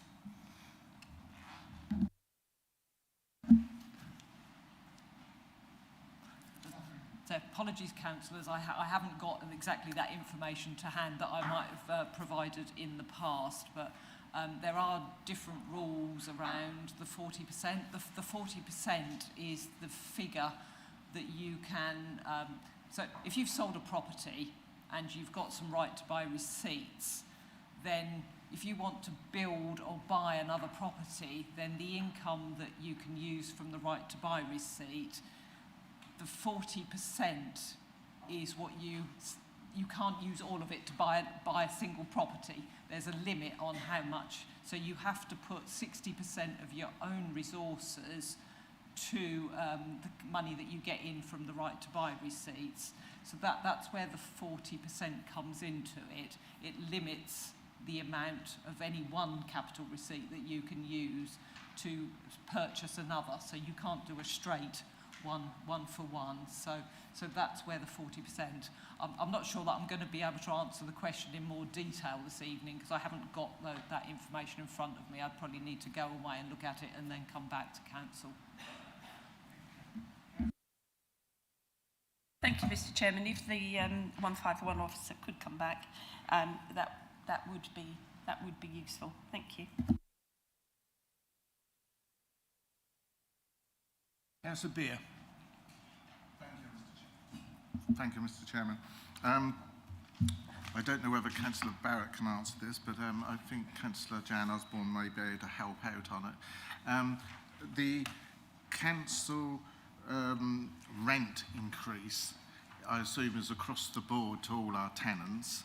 Am I right in assuming that 80 to 85% of them are in some sort of benefit, so they may not pay the full amount of increase, which means that only about 15% of our house and council house tenants are actually paying the full council rent? Could the figures just be confirmed to us? Thank you.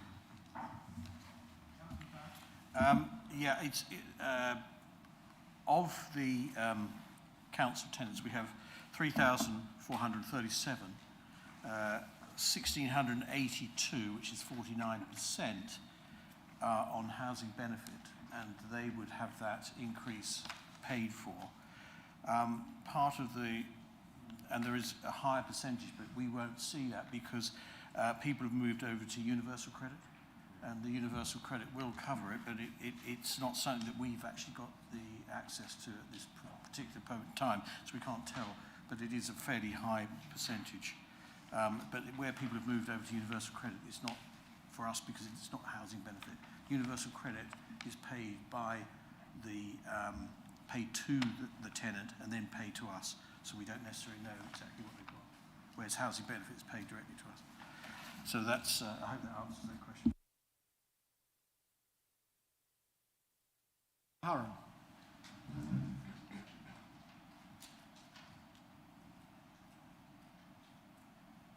Chairman, yes, thank you.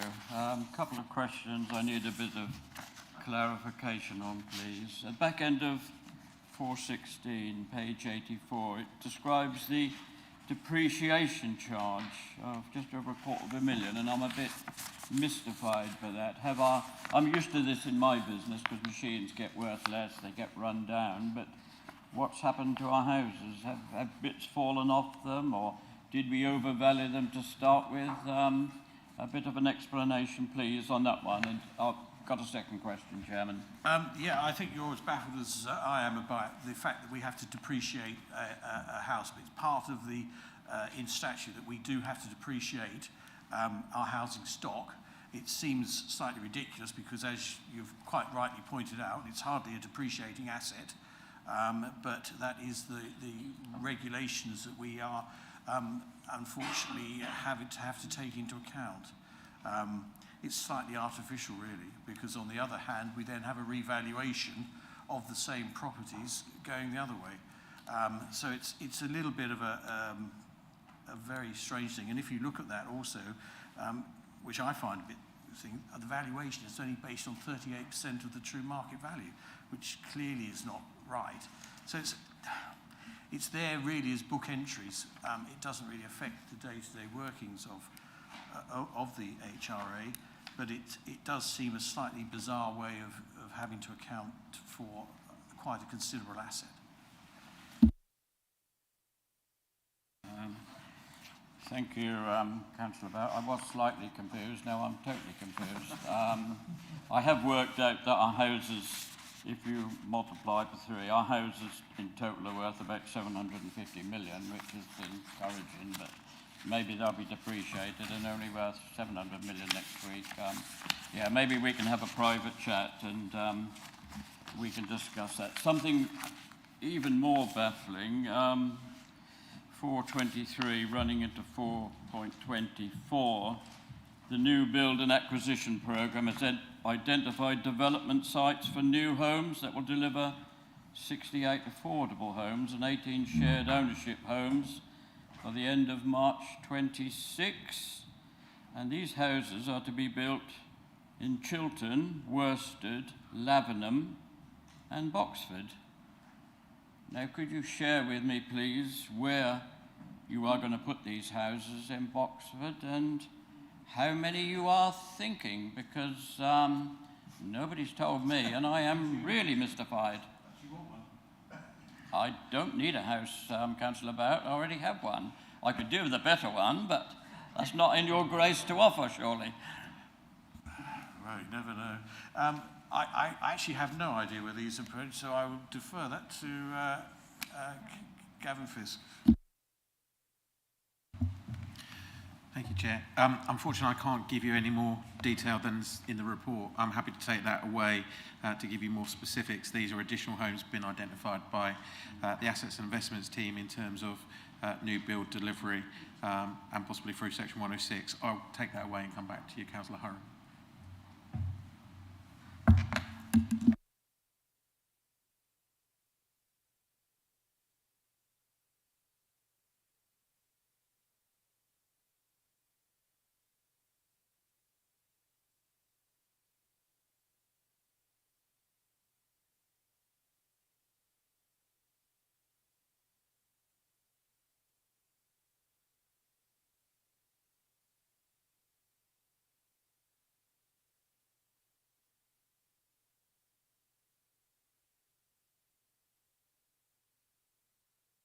So, is it not possible to get me an answer before I vote on this?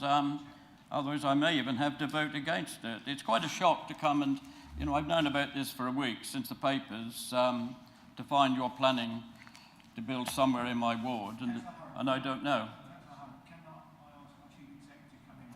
Yes, please do. So I'm not going to give you the answer you're looking for, Councillor Hurren, but I am going to throw a question towards Gavin Fisk and see whether I can elude an answer in relation to it. So I suspect that these homes aren't homes that we are building. I suspect they're homes that we're buying, where the developer has built or will be building them, and some of those will be 106 properties for affordable housing, and so we're purchasing them to add them to our council stock. But I'm looking towards Gavin to see whether I'm getting I'm getting a nod. So to provide you with some reassurance, Councillor Hurren, these aren't extra ones that you don't know about yet. They'll relate to things that have already been granted planning permission that you will be aware of. It's just that the council will be acquiring some of those to add to as council houses. Alluring to a planning application that's not passed, and once again, these probably aren't deliverable. So I'm really asking some searching questions here. Yeah, some clarity, Councillor Hurren. 16 units, Sandhill, still awaiting decision on those. So it's on the Sandhill.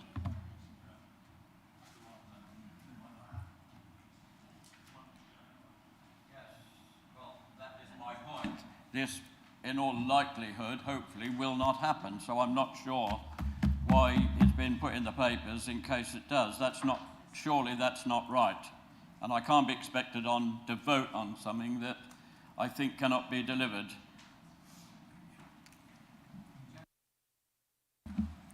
Thank you, Mr. Chairman. I think on regards to the planning application, obviously it's not within our remit to discuss a live planning application. This certainly isn't the forum for doing that. As the Chief Executive has explained, it's an application that if in the event it gets approval, there will be an element of affordable housing, and we will look to bidding for that element of affordable housing. So in the event that it does get approved, and I'm not saying that it will necessarily, I would like to think that you would like there to be an element of affordable housing in your village to help those people that need to be housed. But, you know, as to voting for this paper, I don't see that it makes any sort of connection to that at all. This is just a planning application that there is a possibility, if it gets approval, there is already an element on a 106 agreement of a percentage of affordable housing. I think, Chairman, with due respect, we're clutching at straws here, and I'm still uncomfortable. I shall either abstain or vote against it, because I think, honestly, it's a bad thing to do. Councillor Hinton. Thank you, Mr. Chairman. Well, on that particular point, when you consider that the annual monitoring report that came out in December showed that there were 4,900 permissions granted across Babergh, well, 35% of those, that's a little bit more than 28 or whatever it is that we're talking about here, 68 affordable homes. That's a little bit more than that. Added to which, of course, to say that those people would be glad to have those homes in their ward so that their residents can have them is a bit of a red herring as well, because they go into the gateway for choice. My question around that, because I thought that was a point that needed elaborating, is that according to the chart on page 83, Babergh's weekly rents are about the highest in the country. Is that why our retail prices of our homes for buying are so expensive? Because it's just as expensive to have an affordable stroke social house?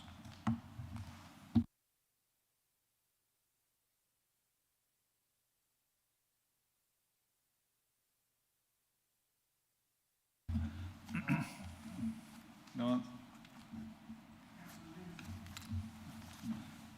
No.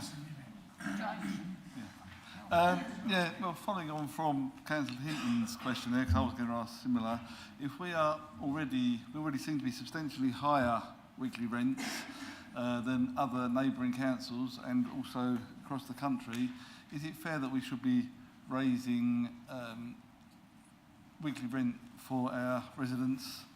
And a second question, while I'm here, understand we have a retrofit programme in place, but I can't see that mentioned in the budget directly. I wondered if someone could point me to where I could find that. Thanks. Thank you for your question. On the first one regarding the level of rents, you've been making a point that you want us to go out and retrofit our properties and make them energy efficient. To do that, we need the rent coming in to enable us to be able to do that. So that's one point that I think you need to take into consideration. You can't have it both ways. What was the other? The retrofitting. Yeah, that comes under planned maintenance. And I could stand up here and tell you what we've spent on. We've just spent over 77,000 on Springlands. 700,000 on Springlands, making them more energy efficient. We've done the same in Minden and Cavendish. There's more retrofitting coming forward, so there is definitely a programme coming forward on this. But of course, it costs a lot of money. So we've got to balance it between, as I've said on numerous occasions, of retrofitting our properties and also looking at providing homes. And that's a decision that members will have to make when we come to approving the HRA business account. Thank you. I didn't get an answer on why our rents were so high compared to everybody else. If it's because we are the only ones in the country retrofitting our houses, how on earth is everybody else sort of effectively getting away with it?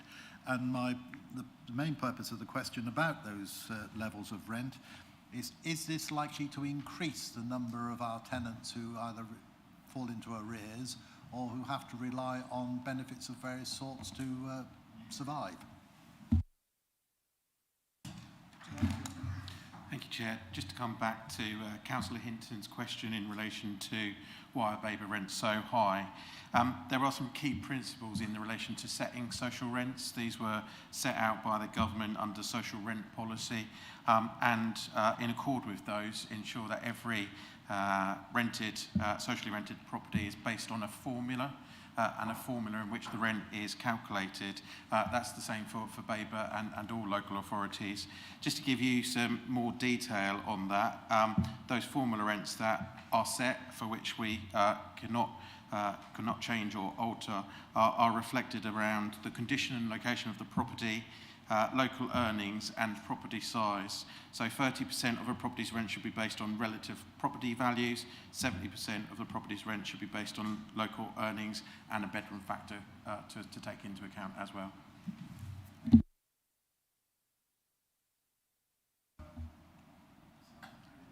McLaren, sorry. Thank you, Chair. Yes, I'm interested in the 11.2, which is about the 85 air source heat pumps that were installed. Can I just, in the light of the previous question by Councillor Jamieson, are they included in the 700,000 that was quoted?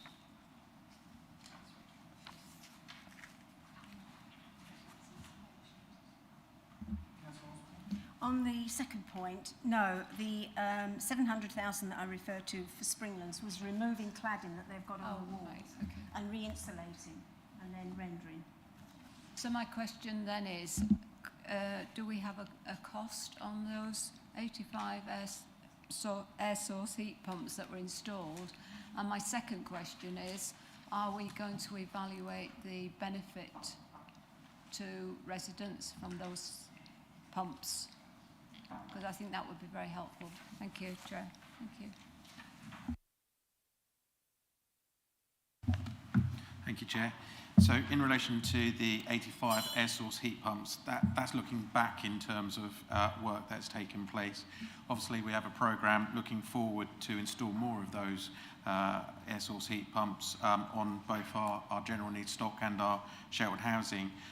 What I can tell you is that whenever we look to install an air source heat pump, we look at a variety of factors in terms of whether or not that heating is appropriate for the accommodation. And as such, as part of that, we will also take and carry out additional retrofit measures to improve the overall makeup of that home. So in addition to an air source heat pump, that might come with also external or internal wall insulation, as an example. Where that requires also education is education of the tenant to inform them as to how the air source heat pump will work, what they can expect in terms of running costs and how to manage and get the best use of it. Any other questions? Councillor Maybury.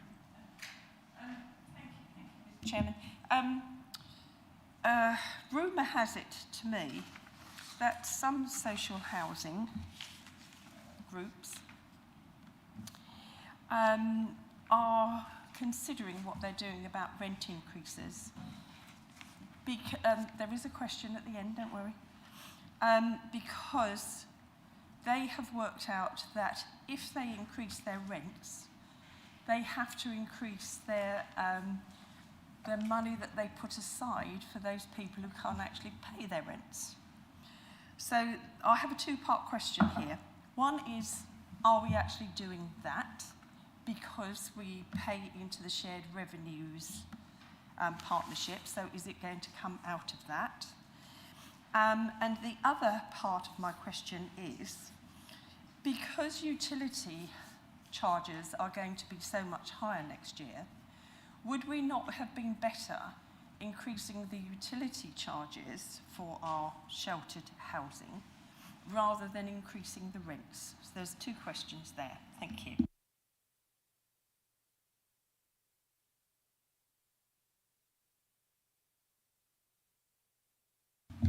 Thank you, Chair. Thank you, Councillor Maybury. In relation to the first question, I think it was in relation to the cost of living and the impact on an higher rent for tenants that may find it difficult to pay.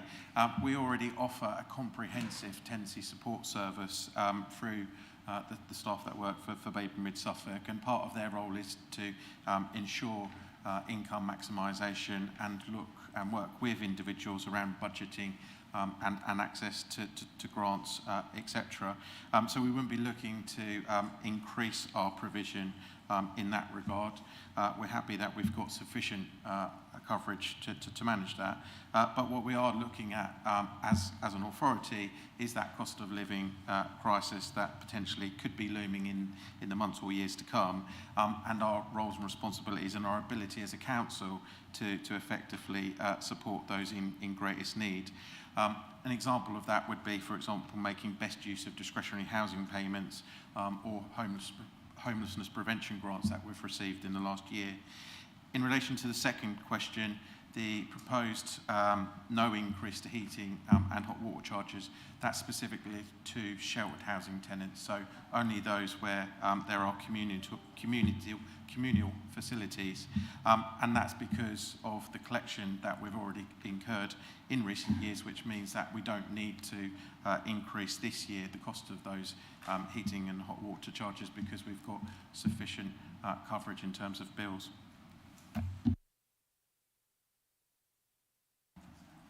Questions? Councillor Maybury. Thank you. I'm actually going to come back because I'm sorry, Gavin, that you didn't really answer my last question. Because my question to you was, would it not be better to increase utility charges rather than increase rents and I did say to sheltered housing, because in my opinion, and I'm only a lay person, I don't live in a sheltered accommodation, but I do know lots of people that do, that I'm sure that they would be happier to actually pay a little more for what will be increased utility charges rather than for rents. And so if you could answer the question, I would be happy. A yes or no would be fine. Thank you. Thank you, Chair. Thank you, Councillor Maybury. So in relation to sheltered, we talk about sheltered and older person accommodation. It can take many forms. It can take accommodation where there is communal living and there are communal service charges incurred. It can also be individuals that are of an age living in sheltered accommodation but in a bungalow. So actually there is no service charges that need to be accounted for. In relation to service charging, we cannot charge more than the cost of those services. So therefore, when collecting service charges, we're only collecting the costs of the service, not a penny more. So the principles of the rent increase applies to all tenants.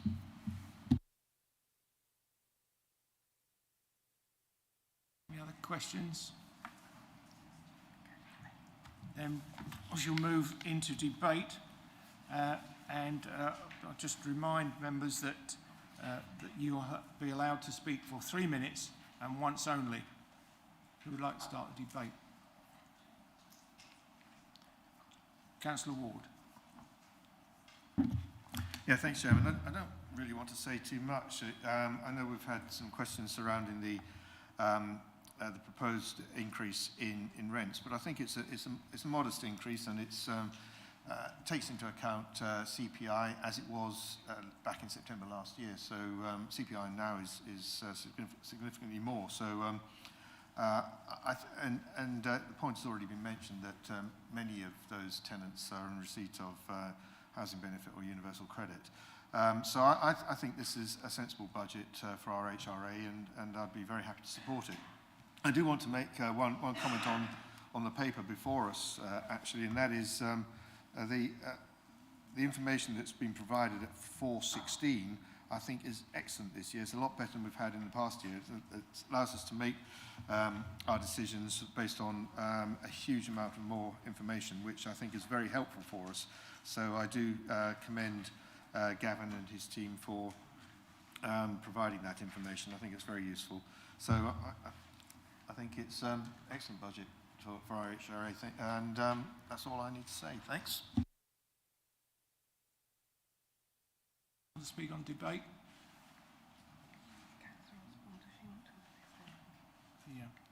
Councillor Barrett. Oh no. Would you like to take your position on the seconding of that to speak? Yes, please, Mr. Chair. Thank you. We have a very healthy HRA which will enable the Council to deliver on priorities identified by both our residents and members. 4 years ago, we promised to deliver 214 new homes to add to our housing stock. We have actually already delivered 228. We are making our homes more energy efficient to ensure that utilities are kept to a minimum, especially at this particular time, as well as delivering on our carbon reduction. This was identified by residents as one of their priorities. However, this is good news, but at the same time, we will continue to have challenges in meeting these priorities, and I am pleased to second this report and the recommendations within it. Thank you, Mr. Chairman.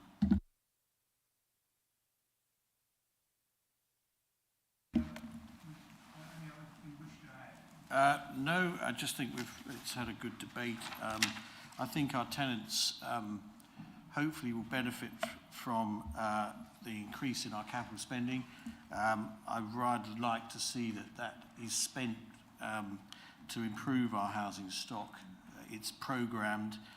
The delivery of it is difficult. It has proved to be difficult. We've budgeted to increase that to help get that done. I think it's very important that the quality of our housing stock is actually kept at a high level. We want to be a proud landlord and offer the best we possibly can at the best value. And I think this is what this budget does.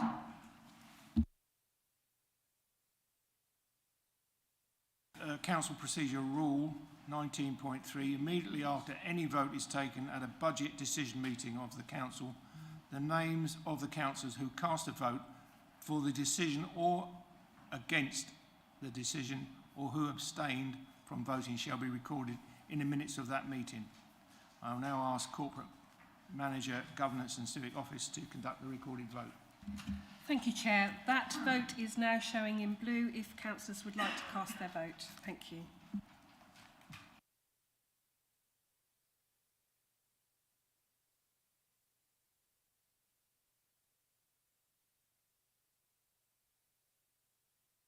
Lindsay, would you like to cast your vote? Thank you.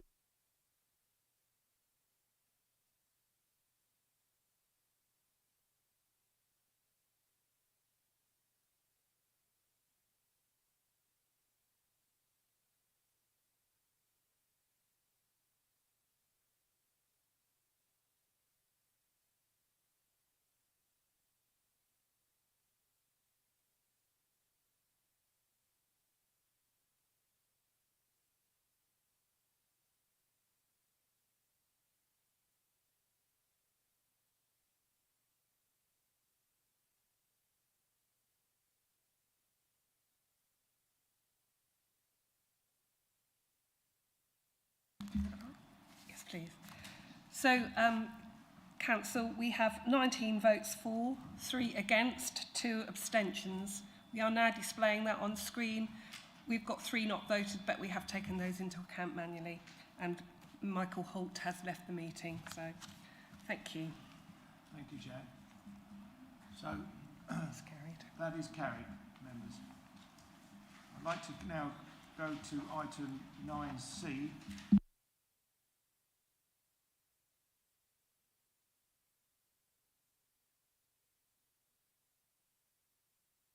Sorry. Did everybody get that?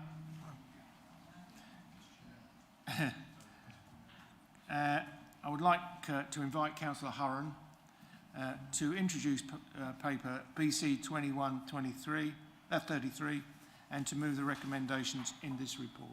Thank you, Councillor Hurren.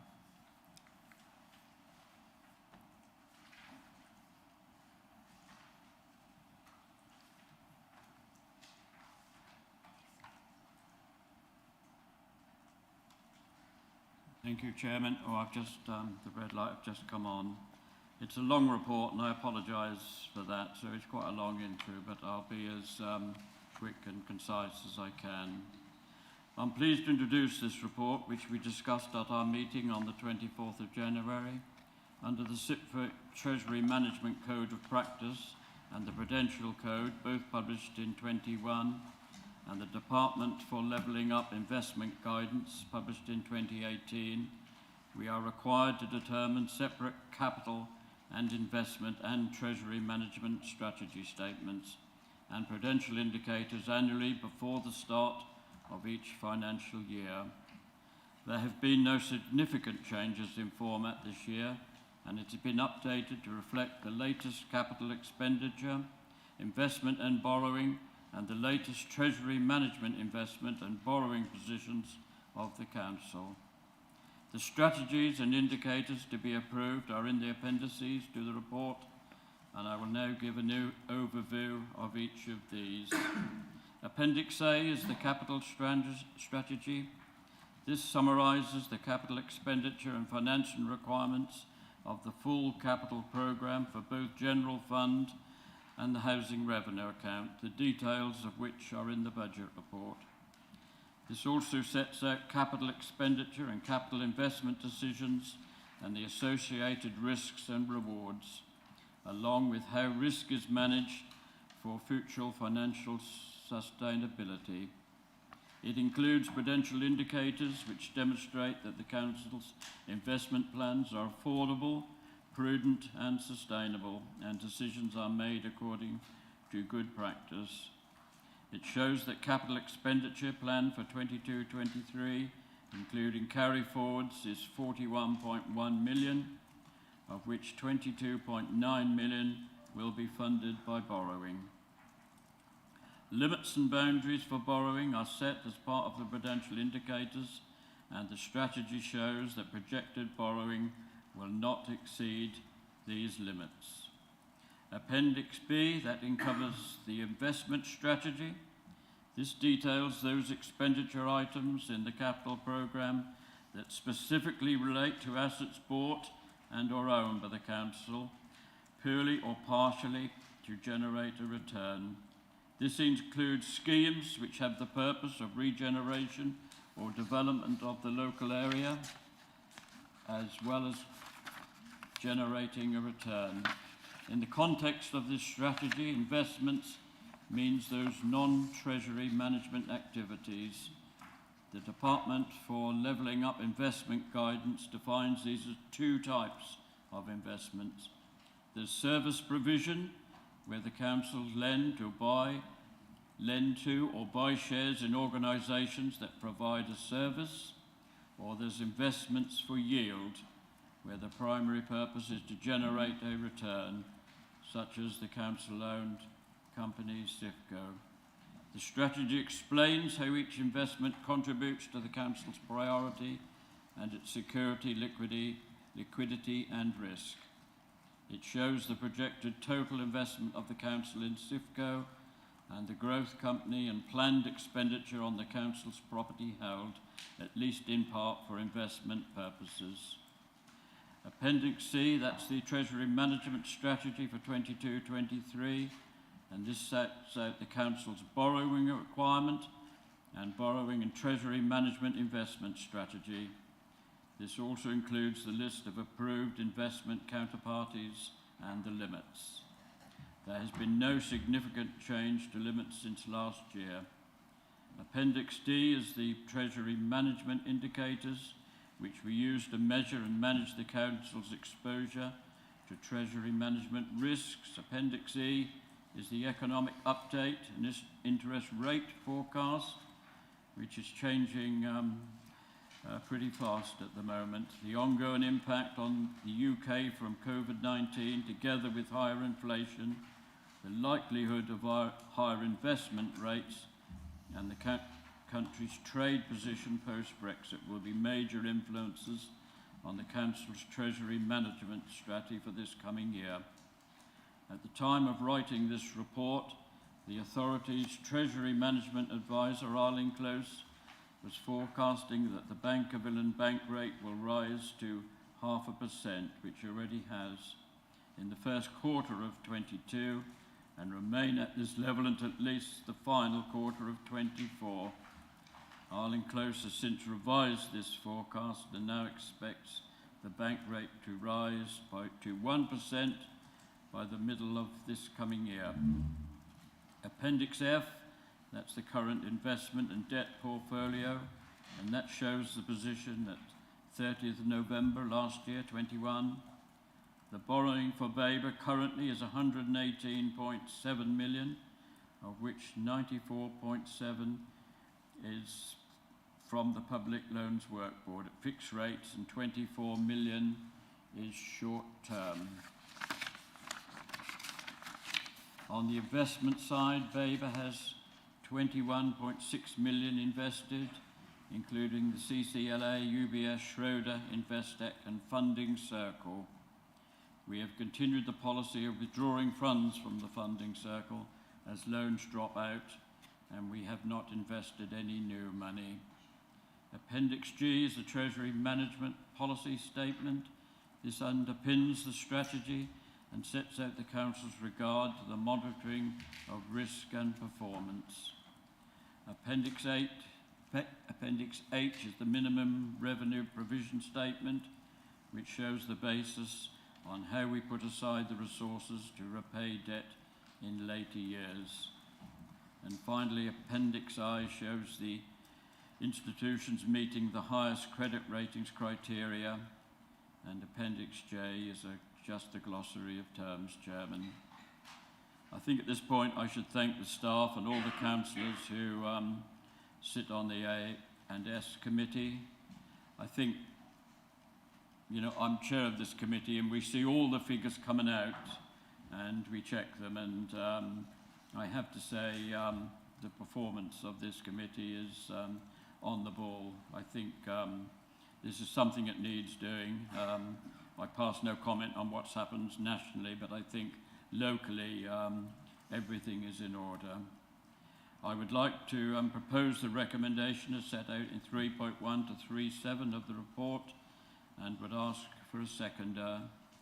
And we have Rebecca and Catherine here as well as myself, so hopefully we can handle any questions that might arise, Chairman. Thank you very much. Thank you, Councillor Hurren. Could I have a seconder, please? Thank you. Councillor Arthey, would you like to reserve your right to speak? Or? Thank you. Right, we'll now move to questions. Councillors may ask as many questions as they wish. However, they must be relevant to the subject under discussion and must be a question. Who'd like to start? Any questions? Councillor Beer. Excellent report. Can we put the question? Thank you.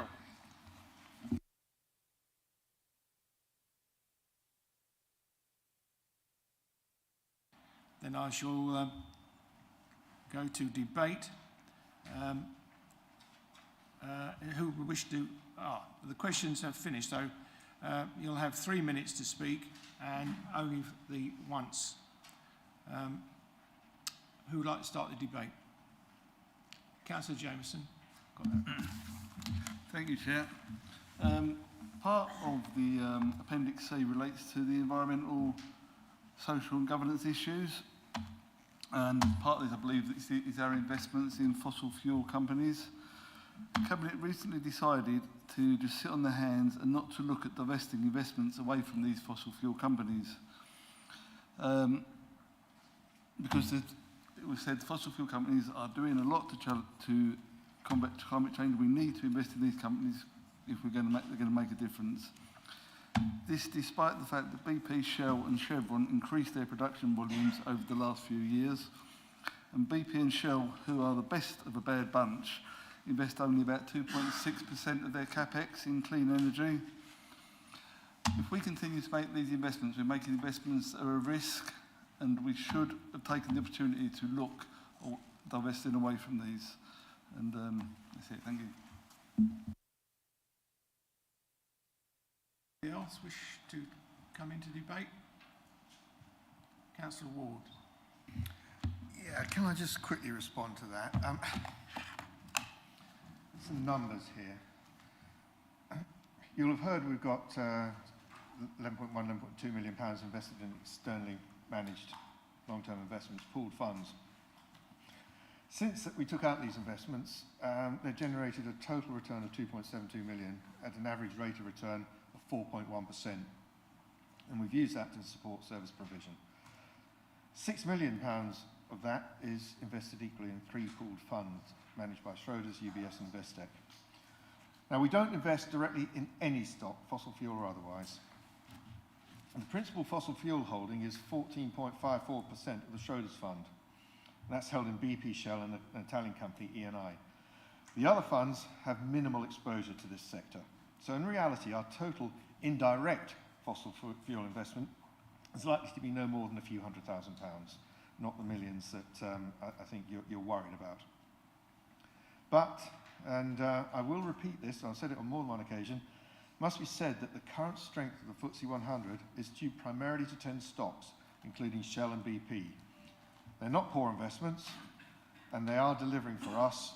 And yes, like it or not, they are moving into becoming energy companies, and they're not just fossil fuel companies. We should support that move that they're undertaking. Thank you, Chairman. Councillor Lindsay. Thank you, Chair. Yeah, just really to make a point for members who maybe weren't involved in this debate, that the officer has told us that there are alternative funds available. We can switch from, we don't have to have Schroders managing it, we can have another fund. Just because we don't directly invest in it doesn't mean we can't find cleaner funds than we have.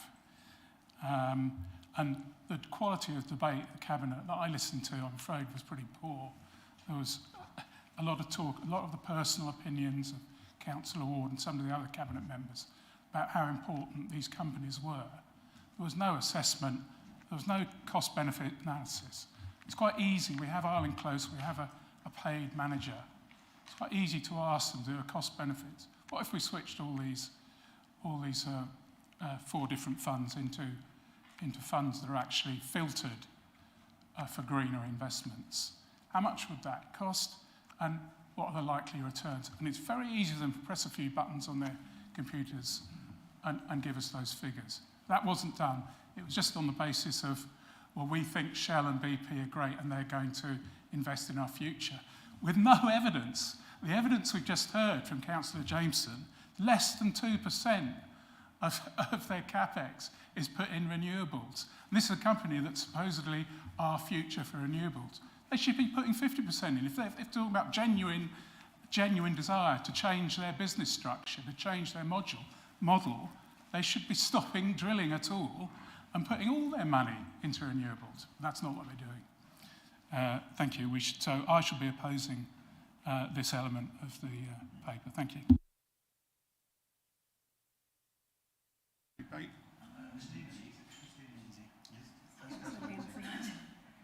Oh, Councillor Lindsay. I keep getting it wrong. Are we in debate? Yes. We are.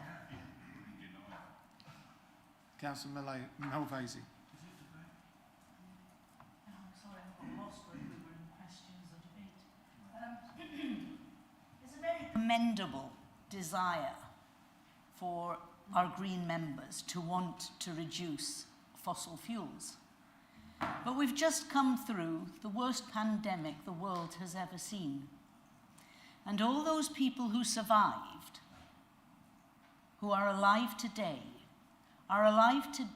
thanks to the development of fossil fuel byproducts. Ventilators, cannulas, the sacks holding blood, the beds they sit on. We're here surrounded by fossil fuel derived products, the computers we use.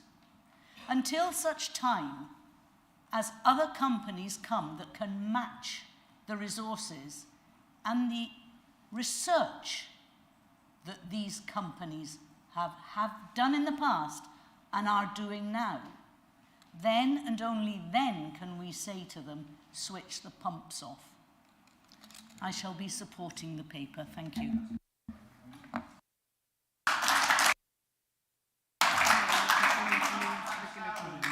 Yeah. Councillor Arthur, would you like to take your position as to speak? Okay, thank you. Chair, before we just go to sum up by Councillor Hurren, we are fast approaching the guillotine. Could I have a proposer and a seconder, please, to extend the meeting to allow the remaining business to be heard? Councillor Malvasi, Councillor Hurren. And can you just do a consensus vote, please, all those in favour? Thank you, that's carried. Carry on.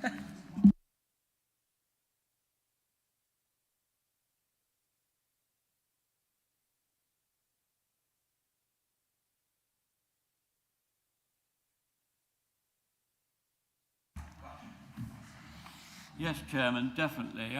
This debate just rolls on, doesn't it? And thank you, Councillor Malvasi, for your pearls of wisdom. Thank God you're on this side of the council chamber. I think... no comment there. I think it should be said, and I may ask one of the officers of this, I think the investment in the fossil fuel that causes all this debate is probably not able to be split away anyway. As far as I'm concerned, it's part of a rolled up package of funds, and I'm not too sure we can actually pick that single one out quickly. I think it has to wait until the whole lot comes for renewal, and then maybe we will do something then. But can I reassure those behind me, whatever the answer to that is, I have not lost track of this. we've handed the ball over to the Cabinet, and I've already warned them in the debate when I was asked to talk. I will hold your feet to the fire over this, and you will be punished if you don't move on this. You really will. It's becoming a huge election issue. Things can be managed, and in the debate, which Councillor Barrett supported, by the way, at the time, because he sat on the committee at that time. I don't look so aghast, Councillor Barrett. You actually supported this in your brief encounter with the Audit and Standards Committee, but that's by the by. But yeah, we must not lose sight of this, and I've already had a word with Councillor Ward, and as long as I'm chairman, which I hope will be for another year, I will continually hold his feet to the fire. We do need to move on this, but it must be sensibly, and maybe Catherine or Rebecca could just come in now and confirm what I said previously as being true or untrue, because I think it would be helpful to the debate. Thank you.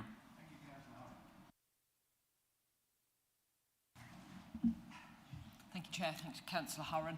Yes, what Councillor Hurren was saying is correct, that we invest in a fund, and that fund then has a number of shares, and obviously some of those could be with fossil fuel. So we can't pick and choose which elements of that total fund. So if we wish to divest from a fossil fuel element, we would need to remove ourselves from the fund in totality. That's the investments that we have got at the moment. Thank you, Catherine. The debate is finished. Thank you. I will now ask Corporate Manager, Governance and Civic Office to conduct the electronic vote. Just a follow-up question. Yes, it's too late. It's too quick. You've already spoken. No, you've already spoken, Councillor Lindsay. We're in debate. We're in debate. Okay, clarification, yeah. It was just if we do, so I know that, I appreciate we have to sell, we'd have to sell, for example, Schroders, we'd have to sell the whole fund. But what is preventing us from doing that?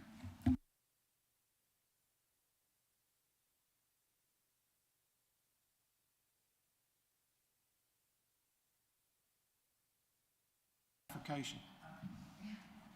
I'm sorry, but you've already spoken. I'll now go to the electronic vote. Thank you, Jan.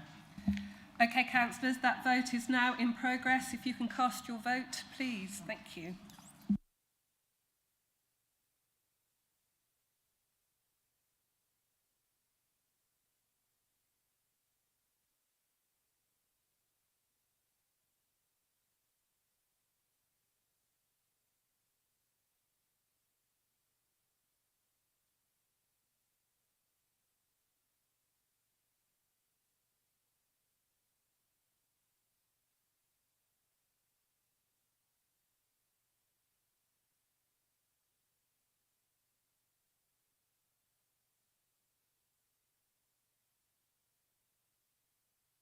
So, Chair, the voting is 24, the recommendations, and 3 against.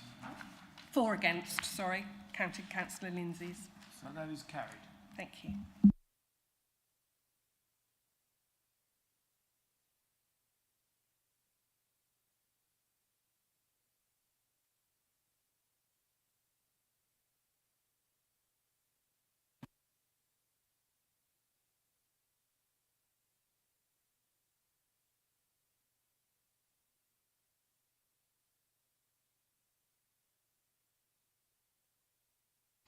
Thank you, Chairman. This one's a bit shorter, I'm pleased to say, and a bit easier.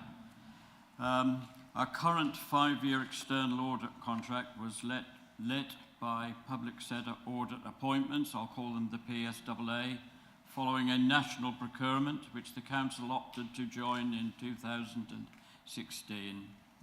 The current contract does include the audit of our 22-23 accounts, and was let to Ernst Young along with all the other councils in Suffolk. We now need to decide and let PSAA know by the 11th of March if we again wish to join the national procurement exercise to let a further 5-year contract, and this is a decision that only the council can make. We discussed the three options or audit and standards outlined in the report, along with their respective risks and benefits, which were to opt in once again to the PSAA option, make a standalone appointment, or set up a joint auditor panel with local joint procurement arrangements. We are aware that there have been national issues with the timely completion of local authority audits in the past couple of years, but we supported our Section 151 officer's view that this isn't due to the national contract arrangements, and hence believe we should continue to coordinate our efforts through these arrangements with other councils to tackle the challenges. The LGA's view is also that the national procurement remains the best option for local authorities. Our recommendation to Council is therefore to continue to opt into the PSAA option, so I would like to propose the recommendations as set out in 3.1 and 3.2 of the report, and would ask for a seconder. Thank you, Chairman. Ooh, loads all competing. Thank you, everybody.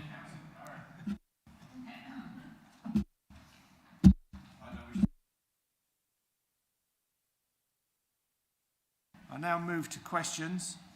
Councillors may ask as many questions as they wish. However, they must be relevant to the subject under discussion and must be a question. Councillor Hinton. Thank you, Mr. Chairman. Just a quick one. One of the things that concerns me about auditors is the rather sort of dubious reputation that they've got for themselves in various aspects during the last few years. And it is mentioned, I believe, on page 158 of the report. But it doesn't say anything about what is being done to actually make sure that whoever is selected by the PSAA is actually going to comply with some good standards to make sure that we don't get caught up in any of the fracas that's come from some of the other audits of big companies, etc., that have happened in recent years. I wonder if somebody could comment on that, please.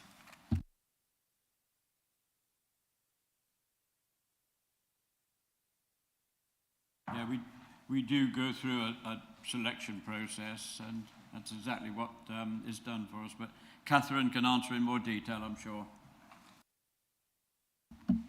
Thank you, Chair. Thank you, Councillor Hurren. There is the national procurement would be done by PSAA, and they obviously set out a detailed specification as to what they expect from the firms that could bid for the contracts that will be let. But there are other standards that auditors have to comply with. You know, there are various bodies that they have to report to, and they have to comply with those requirements. So there are various routes. I would say that our current external auditor, EY, I'm not aware of they have necessarily been caught up in any of some of the issues that you might have seen nationally, but it wouldn't necessarily be in our control as to who our auditor would be, again, through the national procurement, because it's down to the national firms as to who applies and then who PSAA might appoint to a particular region.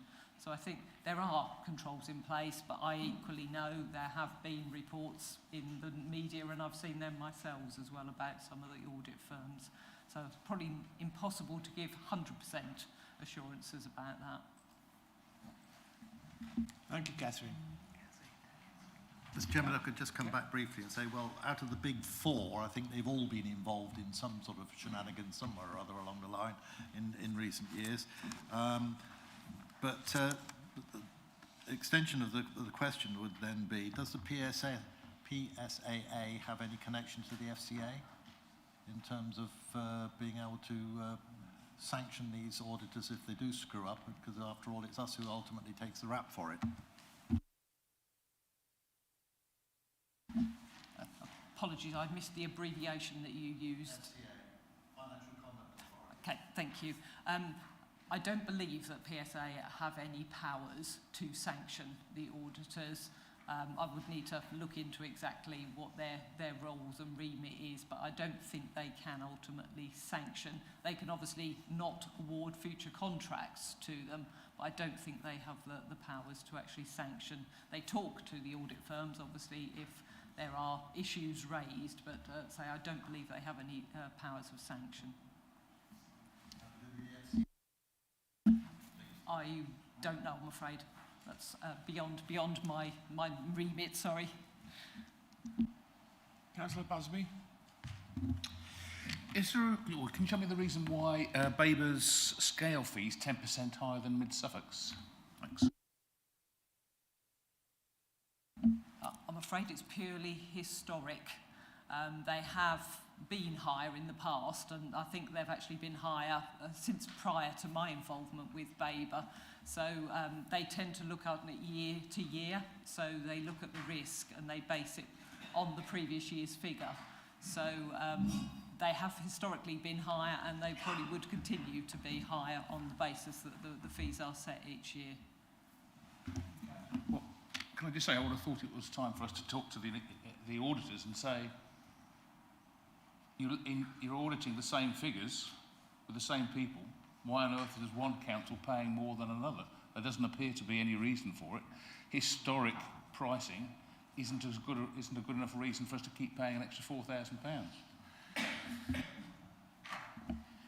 The auditors themselves don't set the fees. The fees are set nationally by PSAA, so it's not the auditors who are making the difference. And they are all done on a similar basis nationwide. I say it's just a quirk of history that the two councils have been different and are likely to continue to be. Are there any more questions? Right.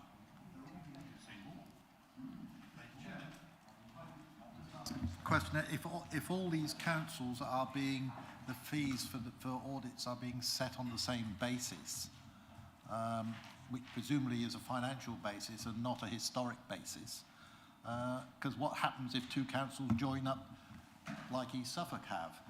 How are they going to set that? They'd have to have some sort of criteria. Surely those criteria are what should apply, and not just taking last year's figure and adding a percentage to it.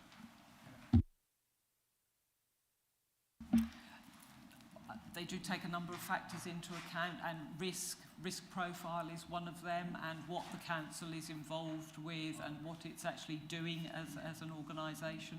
So they wouldn't have just added together the two councils that formed East or similarly West. They would look at what that new council was as a whole and then come to a conclusion as to what they felt was a reasonable fee figure for that particular council.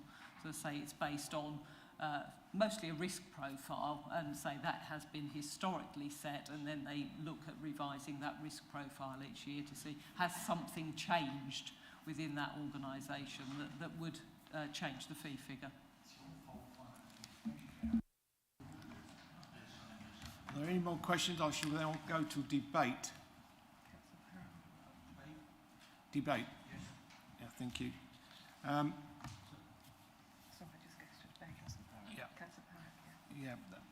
Yeah, it's debate now. Yeah, I'll just remind everybody you're allowed to speak for 3 minutes. It will be timed and once only. Councillor Barrett. I'm just going to debate the fact that this is Catherine's last full council budget, Treasury, HRA presentation, and support to the likes of me, who I need lots of support, as you well know. But just like to say thank you very much, Catherine. It's been a pleasure working with you, on and off. I had a little break in between. The electorate disapproved of me, but then I came back because they like me again. On behalf of my fellow councillors, I'm sure we'd all like to say thank you very much and enjoy your retirement when it comes around.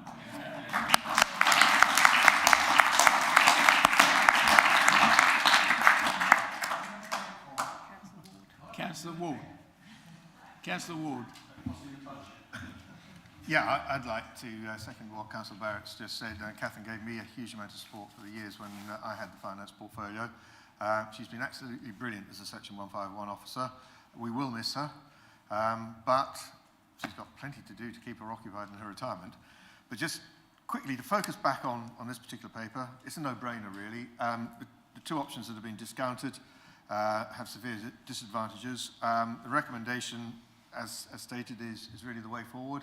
And can we just get on and vote for it, please? I think it's the best thing to do now. Thanks, Catherine. Thank you, Councillor Ward. Thank you, Catherine. And I'd just like to concur with the two councillors that spoke to you. There's a number of councillors here that have known you a great many years, and I appreciate exactly what you've done. Thank you. Right. No more debate. Is there anything you wish to add? Okay. So I'd now like to go to the Corporate Manager Governance and Civic Office to conduct the electronic vote. Councillors, that vote is now showing in blue. If you would like to cast your vote, thank you. Councillor Lindsay, can I take your vote, please? Councillor Lindsay, can I take your vote? 4, thank you.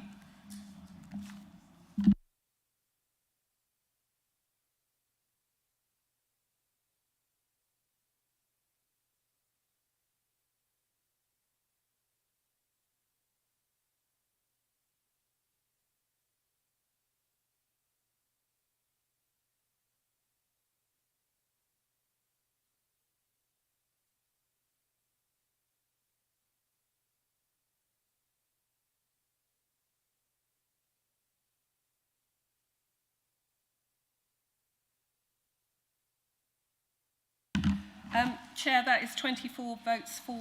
That is unanimous. Thank you. That is carried. Thank you.